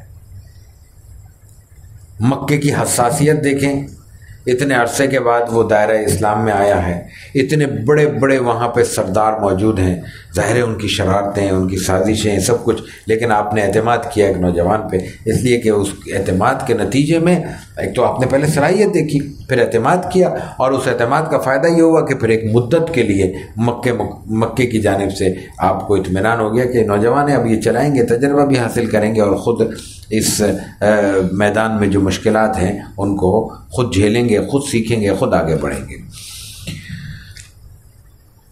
6 ہجری میں ہی رسول اللہ صلی اللہ علیہ وسلم نے ایک کام اور کیا تھا، وہ تھا سلاطین کو دعوت اسلام، مختلف بادشاہتوں کو، مختلف حکمرانوں کو آپ نے دعوت دی تھی، اس میں ہم تفصیل سے بات تو نہیں کر سکیں گے، لیکن اس موقع پر آپ علیہ الصلوۃ والتسلیم کی 2 باتیں ہم عرض کرنا چاہتے ہیں۔ ایک تو جب آپ نے خطوط بھیجنا شروع کیے، یعنی ارادہ کیا، آپ کے صحابہ کرام آپ کے ساتھ موجود تھے جو خطوط آپ کی جانب سے تحریر کرتے تھے، تو اس مشورے میں ایک چیز سامنے آئی کہ یہ جو سرکاری خط ہے اس کو تو اسٹیمپ کے ساتھ جانا چاہیے، اس پہ مہر ہونی چاہیے، یہ بغیر مہر کے تو نہیں جا سکتا۔ رسول اللہ صلی اللہ علیہ وسلم نے وہ بات قبول کر لی۔ اب یہ نئی بات تھی، اس سے پہلے اس کی مثال موجود نہیں تھی، اور بھی مثالیں جیسے خندق کا موقع ہے، اس سے پہلے اس کی عربوں میں مثال موجود نہیں ہے۔ جب کوئی نئی بات آپ کے سامنے آتی تھی اور دلیل سے آتی تھی اور سمجھا دیتے تھے اور اس کی وجہ سمجھ میں آ جاتی تھی، اس کی حکمت معلوم ہو جاتی تھی، اس کی افادیت آپ کے سامنے آ جاتی تھی، تو وہ بات کتنی ہی نئی کیوں نہ ہو آپ قبول کر لیتے تھے۔ آپ علیہ الصلوۃ والتسلیم پھر اس میں تردد نہیں کرتے تھے، آپ کہتے تھے ٹھیک ہے یہ قبول کر لو۔ آپ نے وہ انگوٹھی بنائی ہے، وہ انگوٹھی ہے جو مہر کے طور پہ ہمارے یہاں چھپتی ہے، لوگ دیکھتے ہیں، اب تو وہ آرٹیفیشل ہے وہ، لیکن وہ جو اصل مہر ہے وہ بھی مل جاتی ہے۔ اس میں دیکھیں ادب کا قرینہ بھی ملاحظہ کیا رہے ہیں، رسول اللہ صلی اللہ علیہ وسلم نے مہر اس ترتیب سے بنائی ہے، محمد کو نیچے رکھا ہے، رسول اور پھر اللہ کا نام اوپر ہے، پھر رسول ہے، پھر محمد ہے، محمد الرسول اللہ یہ لکھا ہوا ہے اس مہر میں۔ اس کے ساتھ پھر آپ نے دو باتیں اور کی ہیں. ایک تو جب خط لکھ رہے ہیں تو اس کے پورے پس منظر کو جاننے کے بعد اس کو مخاطب کرتے ہیں، اور اس کے الفاظ بہت سادہ رکھتے ہیں، خود خطوط کے. اسلم تسلم، اسلام لے آؤ محفوظ ہو جاؤ گے. ابھی دو لفظ ہیں اور پوری دنیا ہے اس کے اندر. اسلم تسلم، ایمان لے آؤ محفوظ ہو جاؤ گے. دوسرا، بعض کو کہتے ہیں کہ بھائی اگر تم اسلام نہیں لائے تو جو تمہارے ماتحت ہیں ان کا گناہ بھی تم پر ہوگا، کیونکہ وہ تمہارے بغیر اسلام نہیں لائیں گے. اسلام نہیں لائیں گے تو گناہ گار ہوں گے، مریں گے ایسے ہی کفر کی حالت میں، اس کا جرم بھی تمہارے کندھے پر ہوگا. اسی طرح آپ نے جو خط دے کر صحابہ کو بھیجا ہے وہ بھی ایسے لوگ منتخب کیے ہیں جن کا اس جہاں بھیج رہے تھے ان سے کوئی نہ کوئی تعلق تھا یا اس سے کوئی انسیت تھی، تاکہ وہ خط زیادہ مفید انداز میں پہنچے. ایسی ہمارے ہاں سفیر کیسے منتخب ہوتے ہیں؟ تعلقات کی بنیاد پہ. اس صلاحیت کی بنیاد پہ تو کبھی نہیں ہوتے کہ بھئی کہاں بھیجا جا رہا ہے، وہاں کی کیا ضرورت ہے، اس ضرورت کو کون پورا کر سکتا ہے، زبان کا معاملہ ہے، کلچر کا معاملہ ہے، بزنس کا معاملہ ہے، سیاست کا معاملہ ہے، کون ان کے حالات سے زیادہ واقف ہے، جو واقف ہے اس کو بھیج دیا جائے. آپ نے یہ حکمت عملی اختیار کی اور اس کے مطابق وہاں پہ لوگوں کو بھیجا ہے. 10 ہجری سے پہلے 9 ہجری میں آپ علیہ السلام، چونکہ 8 میں فتح مکہ ہوتی ہے تو اس کے بعد 9 ہجری میں آپ نے حج کے موقع پر مسلمانوں کا ایک گروپ بھیجا ہے. بڑا لشکر گیا ہے، مسلمانوں کا پورا قافلہ گیا ہے. لیکن اس موقع پر جو مسلمانوں کی طرف سے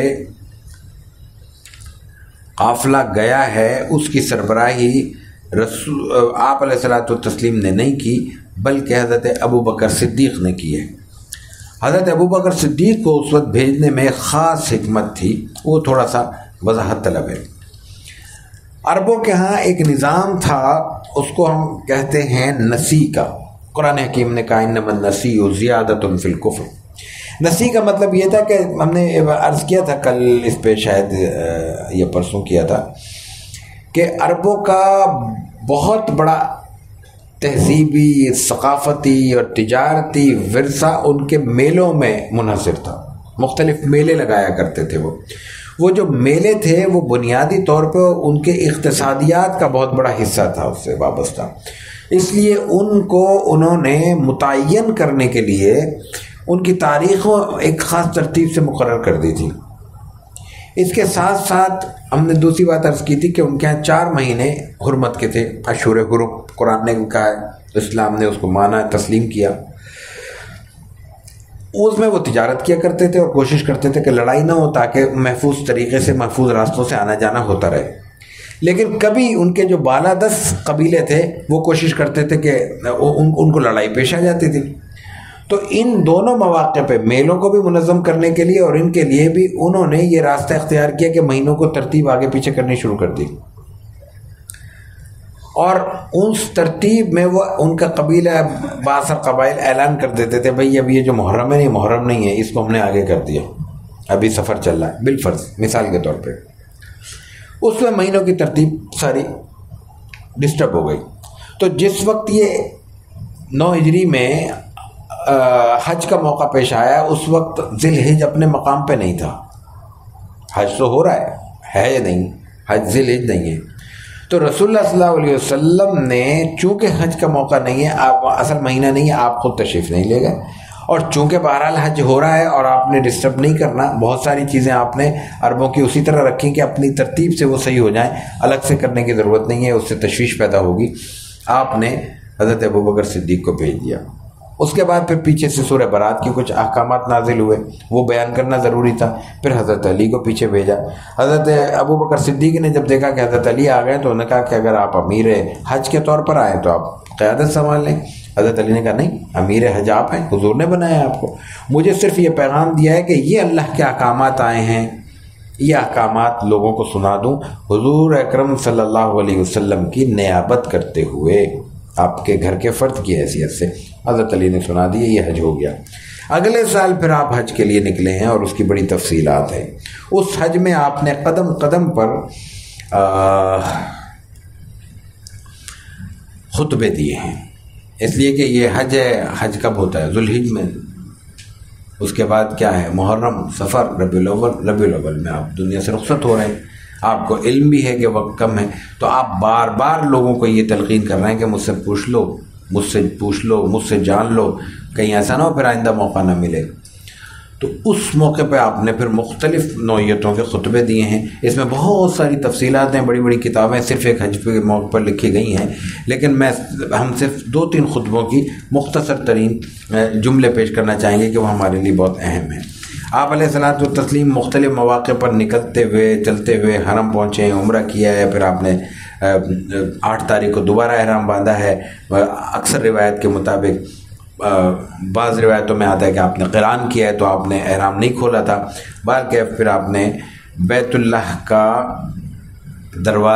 کے دروازے پر کسی وقت خطبہ دیا ہے، اور اس میں آپ نے ایک جملہ یہ بھی کہا ہے کہ ایک مسلمانوں، علامات قیامت میں سے یہ بات بھی ہے کہ نماز کو غارت کرنا، ضائع کرنا، نفسانی خواہشات کی پیروی کرنا اور خیانت پیشہ حکمرانوں اور بدکار وزیروں کا کثرت سے ہونا، یہ قیامت کی علامت ہے. اسی طرح آپ نے ایک خطبے میں یہ ارشاد فرمایا کہ تم بخوبی واقف ہو کہ میں تم سب سے زیادہ خدا سے ڈرنے والا اور نیک ہوں. اگر مجھے پہلے وہ بات معلوم ہوتی جو بعد میں معلوم ہوئی تو میں حدیثات نہ لاتا، یعنی میں احرام کھول دیتا. اس کے بعد صحابہ کرام نے اکثریت نے احرام کھولا ہے. پھر مینا کا آپ نے یوم ترویہ 8 کو خطبہ دیا ہے، اس سے پہلے کئی خطبے دیے ہیں. 4 تاریخ کا خطبہ ملتا ہے، اور پھر 8، 9، 10، 11، 12، 13 روزانہ آپ نے خطبے ارشاد فرمائے ہیں، جس کو ہم خطبہ حجۃ الوداع کہتے ہیں. عام طور پر وہ اس سفر کے مختلف مواقع پر جناب رسول اللہ صلی اللہ علیہ وسلم کی جانب سے دیے جانے والے خطبات کی روایات ہیں. بہت سی روایات میں یہ وضاحت ہے کہ یہ 8 کا ہے، یہ 9 کا ہے، یہ 10 کا ہے، اور بہت سی روایات میں صرف یہ آتا ہے کہ یہ حجۃ الوداع ہے. اس لیے ان روایات میں ہر طرح کی روایات کو جمع کر کے یہ تعین کرنا مشکل ہے کہ اس میں کس موقع کا کون سا خطبہ ہے. لیکن 9 تاریخ کو جو آپ نے خطبہ ارشاد فرمایا اس کے چند جملے. اے لوگو میری بات غور سے سنو، میں تمہارے سامنے کھول کر بیان کرتا ہوں، کیونکہ میرا خیال ہے کہ شاید میں اس سال کے بعد یہاں کبھی نہ مل سکوں. اے لوگو بلا شبہ تمہارے خون، تمہارے مال، تمہاری عزت آبرو اپنے رب سے ملاقات ہونے تک، یعنی قیامت تک کے لیے تم پر قابل احترام ہے، یعنی حرام ہے. جیسا، اور کیسے حرام ہے؟ جیسے آج کے دن 9 تاریخ کی حرمت، آج کے اس مہینے کی حرمت اور اس مکے کی حرمت. اور تم لوگ عنقریب اپنے رب سے ملاقات کرو گے، اس وقت تم سے تمہارے اعمال کے مطابق سوال کیا جائے گا. اور آپ نے فرمایا کیا میں نے پہنچا دیا؟ اللہم اشہد. جب لوگوں نے کہا کہ ہاں آپ نے اللہ کا پیغام پہنچا دیا، تو آپ نے فوراً اللہ کو مخاطب کیا کہ اللہم اشہد، اے اللہ گواہ رہنا، یہ گواہی دے رہے ہیں کہ میں نے اپنا کام کر دیا. اے لوگو بلا شبہ زمانہ جاہلیت کا ہر سود ختم کیا جاتا ہے، مگر اصل رقم، مطلب سود کی اصل رقم دے دو، اضافہ جو اصل رقم ہے وہ دے دو، سود کی رقم اس پہ ادا نہیں کی جائے گی. اصل رقم تمہارا حق ہے، نہ تم ظلم کر سکتے ہو، نہ تم پر ظلم کیا جائے گا. اللہ نے حکم دے دیا ہے کہ آج کے بعد کوئی سود نہیں ہوگا. اور بے شک جو سب سے پہلا سود میں ختم کرنے کا اعلان کرتا ہوں وہ میرے چچا عباس بن عبد المطلب کا سود ہے. حضرت عباس سود کی حرمت سے پہلے سودی کاروبار کرتے تھے. ظاہر اور بہت سے لوگ کام ہوتے تھے. شراب کی حرمت سے پہلے شراب بھی پیتے تھے لوگ، سودی حرمت سے پہلے سود کا کام بھی کرتے تھے. جب اللہ کی طرف سے حرمت آ گئی، شراب کی حرمت آ گئی، تو صحابہ نے شراب چھوڑ دی. سود کی حرمت آ گئی تو سود چھوڑ دیا. حضرت عباس آپ کے چچا ہے، آپ وہاں پہ اپنے چچا کا سود ختم کرنے کے لیے تو نہیں آئے. اللہ نے یہ حکم تو نہیں دیا، اللہ نے تو پورے امت سے سود کو ختم کرنے کا حکم دیا ہے. لیکن جب ختم کرنے کی بات آ رہی ہے تو اپنے گھر سے شروع کر رہے ہیں. نیکی کا آغاز گھر سے ہوتا ہے تو برکت ہوتی ہے. دینے کا آغاز، لینے کا آغاز، ہمارا لینے کا آغاز گھر سے ہوتا ہے، دینے کا آغاز دوسروں کی جیب سے ہوتا ہے. رسول اللہ صلی اللہ علیہ وسلم کی سنت یہ نہیں ہے. سنت یہ ہے، آپ نے کہا کہ میں اپنے گھر سے شروع کر رہا ہوں، اور پہلا سود جو میں ختم کرتا ہوں وہ حضرت عباس کا ہے. اور آگے بھی سنیے، زمانہ جاہلیت کے سارے خون معاف کیے جاتے ہیں، اور سب سے پہلا جو خون میں معاف کرتا ہوں وہ عامر بن ربیعہ بن حارث بن عبد المطلب کا ہے. حارث بن عبد المطلب کے پوتے کا. کون ہے؟ آپ کے چچا کی اولاد ہوئی نا. تو اپنے گھر سے سود ختم کر رہے ہیں، اپنے گھر سے قتل کے مجرموں کو معاف کرنے کا سلسلہ شروع کر رہے ہیں۔ یہ ہے رسول اللہ صلی اللہ علیہ وسلم کی سنت۔ اے لوگو، شیطان ہمیشہ کے لیے اس بات سے مایوس ہو چکا ہے کہ تمہاری اس سرزمین پر کبھی اس کی پرستش کی جائے گی۔ اب شیطان کی عبادت نہیں ہوگی یہاں نام لے کے، لیکن وہ اس بات سے خوش ہے کہ عبادات کے سوا ان اعمال میں اس کی اطاعت کی جائے گی جن کو تم حقیر اور چھوٹا خیال کرتے ہو۔ نماز تو ہم اہتمام سے پھر بھی پڑھ لیں گے، لیکن کاروبار کو شریعت کے مطابق نہیں چلا سکتے، سیاست کو اور معاشرت کو نہیں چلا سکتے، مل جول کو، رہن سہن کو، سماج کے دوسرے رشتوں کو ہم شریعت کے مطابق نہیں چلائیں گے اور کہیں گے اس کا دین سے کیا تعلق۔ یہ آج ہماری زبانوں پہ یہ جملہ عام ہے۔ اللہ کے رسول صلی اللہ علیہ وسلم حجۃ الوداع کے موقع پر کھڑے ہو کے کہہ رہے ہیں کہ شیطان تمہیں یہاں دھوکہ دے گا، وہاں نہیں دے سکے گا، یہاں دھوکہ دے گا ان چیزوں میں جن میں تم سمجھتے ہو کہ یہ ہلکی ہیں، اور پھر تم اس میں دھوکہ کھا جاؤ گے۔ ہر مسلمان دوسرے مسلمان کا بھائی ہے، تمام مسلمان آپس میں بھائی بھائی ہیں، کسی شخص کے لیے اپنے بھائی کا مال حلال نہیں ہے سوائے اس کے جو وہ اپنی خوش دلی سے اپنے ہاتھ سے دے دے۔ تم اپنے آپ پر ظلم نہ کرو، تم میرے بعد کافر نہ ہو جانا کہ تم ایک دوسرے کی گردنیں مارنے لگو۔ تمہارے اندر میں وہ چیز چھوڑے جا رہا ہوں جو تم اس کو تھام لوگے، مضبوطی سے تھام لوگے تو کبھی گمراہ نہیں ہوگے۔ ایک اللہ کی کتاب اور ایک اس کے نبی صلی اللہ علیہ وسلم کی سنت۔ اور بھی آپ نے باتیں ارشاد فرمائی۔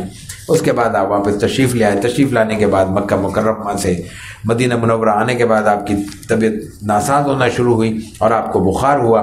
بخاری کی کیفیت میں آپ نے صحابہ کرام کو مختلف وصیتیں کی ہیں، انصار کا خیال رکھنے کی خاص طور پر تلقین فرمائی ہے، اور اس کے بعد آپ نے ایک مرض الموت میں ایک خطبہ ارشاد فرمایا ہے۔ وفات سے 5 دن پہلے آپ کا یہ خطبہ ہے۔ اس وقت آپ کی طبیعت انتہائی ناساز تھی، آپ کے لیے مسجد میں آ کے خطبہ دینا مشکل تھا۔ اس وقت آپ نے پانی کی 7 مشکیں اپنے اوپر ڈلوائی ہیں۔ کتنا بخار کی شدت ہوگی، 7 مشکیں پانی کی ڈالنے کے بعد آپ کو اتنی ہمت ہوئی ہے کہ آپ وہاں پہ تشریف لائیں اور اپنی زندگی کا آخری خطبہ دیا ہے۔ میں تمہیں انصار کے بارے میں وصیت کرتا ہوں کہ وہ میرے جسم و جان ہیں، جنہوں نے آپ پہ احسان کیا تھا، آپ کو گھر بار دیا تھا، ان کے لیے لفظ استعمال کیا ہے، کسی کے لیے لفظ استعمال نہیں کیا آپ نے کہ وہ میرے جسم و جان ہیں۔ انہوں نے اپنی تمام ذمہ داریاں پوری کر دیں، لیکن انہیں جو بدلہ ملنا چاہیے جنت وہ ابھی باقی ہے۔ جنت تو ابھی نہیں ملی نا، دنیا سے رخصت ہوں گے، حساب کتاب ہوگا، حشر کے بعد ملے گا۔ بس اور لوگ بڑھتے چلے جائیں گے، انصار کم ہوتے چلے جائیں گے، اس لیے تم ان کے ساتھ بھلائی کا معاملہ کرنا۔ ان میں سے جو محسن اور نیکوکار ہو اس کے ساتھ احسان کرو، جو اچھے لوگ ہیں ان کا احسان کرو، اچھا کر رہے ہیں اچھا کرو، لیکن اگر ان میں سے کوئی غلطی کرے تو اس کا بدلہ نہیں لینا، ان کو درگزر کرنا۔ اور پھر آپ نے فرمایا ہے لوگو، اللہ نے اپنے بندوں میں سے ایک بندے کو اختیار دیا ہے، خواہ وہ دنیا کی نعمتیں قبول کرے یا جو اللہ کے پاس ہے اسے قبول کر لے۔ اس بندے نے اللہ کی نعمتوں کو قبول کر لیا۔ یہ وہ بات تھی جس پہ حضرت ابو بکر صدیق رو پڑے۔ لوگوں نے کہا یہ تو حضور کسی کی بات کر رہے ہیں۔ ابو بکر سمجھ گئے تھے کہ اس کی بات ہو رہی ہے، اور پھر آپ نے کہا ابو بکر کے خوخہ ہے ابو بکر کا، ابو بکر کے جو گھر سے جو مسجد نبوی کی طرف کھڑکی کھلتی ہے، دریچہ ہے، اس کے سوا تمام دریچے بند کر دیے جائیں، ان کا چھوڑ دیا جائے۔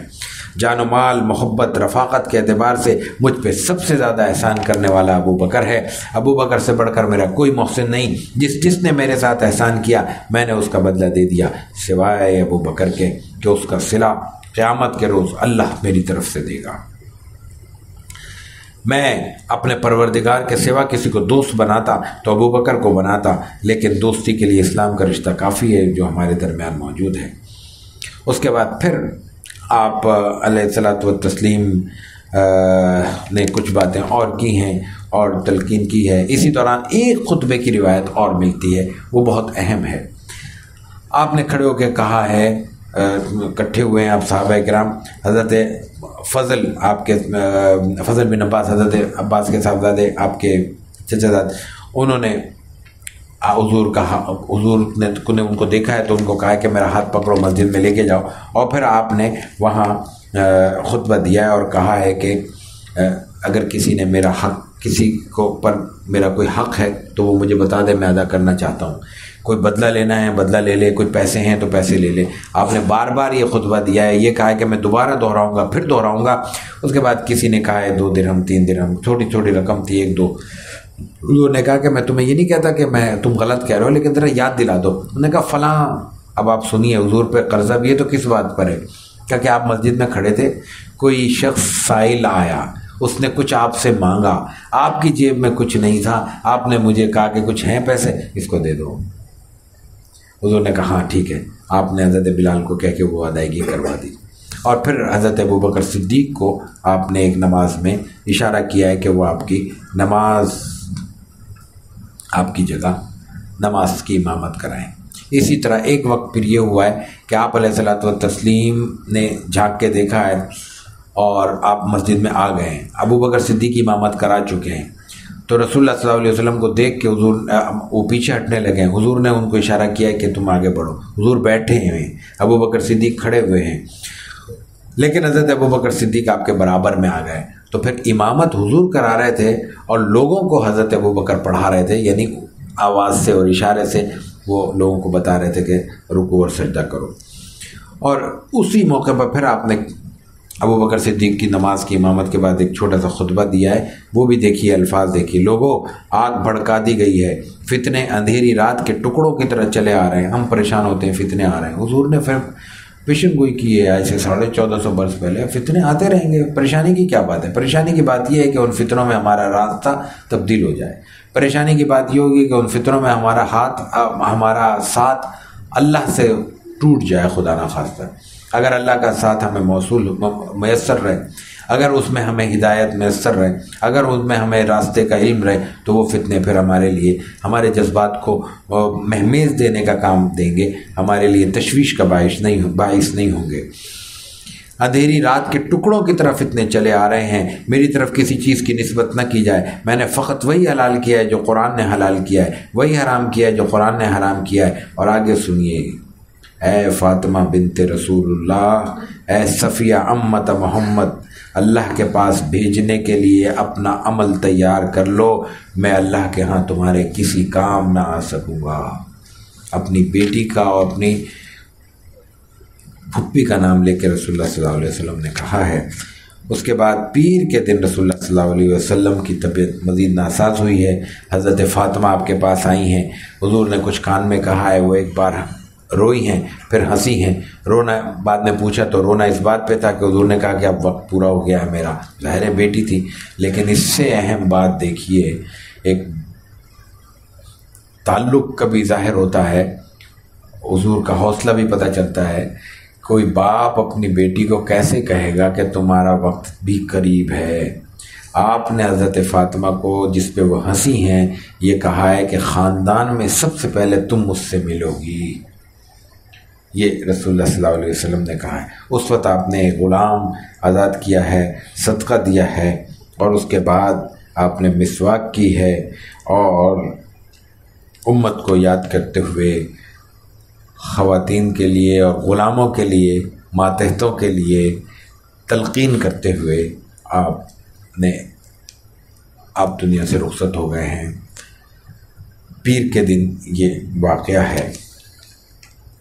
رسول اللہ صلی اللہ علیہ وسلم اس وقت حضرت عائشہ کے حجرے میں تھے، اور اس وقت رسول اللہ صلی اللہ علیہ وسلم کی عمر مبارک تقریباً 63 برس تھی۔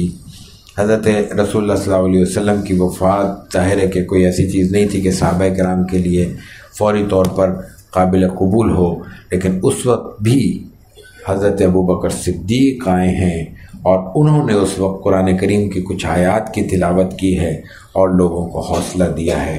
وہ جو کھڑکی رکھی گئی تھی ابوبکر کی، وہ بھی اشارہ تھا کہ ان کو کار خلافت کے لیے مسجد نبوی میں بار بار آنا پڑے گا، تو ان کو گھر سے راستہ دے دیا جائے تاکہ وہ سہولت سے آ سکیں، بجائے اس کے کہ باہر سے گھوم کر آئیں۔ اور یہاں بھی آپ کا حوصلہ دکھایا گیا۔ حوصلہ کون دے گا؟ اللہ ہی دے گا۔ وہ اللہ اس کو دے گا جس کو دینے کی ضرورت ہوگی اس وقت۔ ایک شخص کو حوصلہ دیا جس نے پھر پوری امت کو حوصلہ دیا۔ رسول اللہ صلی اللہ علیہ وسلم کے اسی دنیا سے رخصت ہونے کے فوری بعد ثقیفہ بنی ساعدہ میں آپ کے جانشینی کی بحث شروع ہوئی ہے، اس میں مختلف رائے آئی ہیں، بالکل آئی ہیں، صحابہ کرام میں اختلاف رائے ہوا ہے، لیکن اس کے بعد پھر جب حضرت ابوبکر صدیق نے کچھ باتیں پیش کی ہیں، حضرت عمر اس وقت موجود ہیں، تو پھر اتفاق ہو گیا حضرت ابوبکر صدیق پہ۔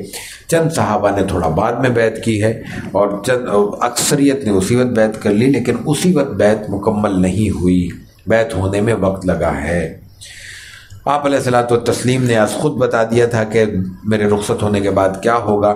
آپ نے اپنی ایک روایت میں خود بتایا تھا کہ جہاں انبیاء کرام رخصت ہوتے ہیں وہیں ان کی تدفین ہوتی ہے، اور آپ نے یہ بھی فرمایا تھا کہ مجھ پہ جنازے کا مفہوم یہ ہوگا کہ لوگ آئیں گے، درود پڑھیں گے اور رخصت ہوتے چلے جائیں گے۔ تو آپ کی وفات وہیں ہوئی تھی جہاں آپ اس وقت موجود ہیں، حضرت عائشہ کے حجرے میں۔ وہ حجرہ اتنا ہی ہے کہ اس میں 3-4 آدمی ایک وقت میں کھڑے ہو سکتے ہیں۔ صحابہ کرام اس وقت لاکھوں میں موجود ہیں، تو اس میں مدینے میں کتنے صحابہ ہوں گے اور مدینے کے اطراف میں کتنے صحابہ ہوں گے، تو ان میں سے کون سا صحابی ہے جو اس وقت یہ اپنا اعزاز از خود اعزاز سے دستبردار ہو جائے کہ وہ آپ کے پاس جا کے درود شریف نہ پڑھے؟ تو ظاہر ہے کہ سب کو موقع ملنا تھا، اور ظاہر ہے کہ جب ایک اندر جائیں گے 4 افراد اور باہر آئیں گے تو اس میں وقت لگے گا۔ اس میں تقریباً 2 دن کا وقت صرف ہوا ہے، اور اس کے بعد جو باقی ذمہ داریاں تھیں وہ پوری کی گئی ہیں۔ بہت کچھ کہنے کی خواہش تھی، اس دفعہ ہم نے بالکل واقعات سے گفتگو شروع کی، لیکن وقت ایسا صرف ہو جاتا ہے کہ اندازہ ہی نہیں ہوتا۔ اللہ تعالیٰ اس کو قبول فرمائے۔ اللہم صلی علی محمد وعلی آل محمد کما صلیت علی ابراہیم وعلی آل ابراہیم انک حمید مجید۔ اللہم بارک علی محمد وعلی آل محمد کما بارکت علی ابراہیم وعلی آل ابراہیم انک حمید مجید۔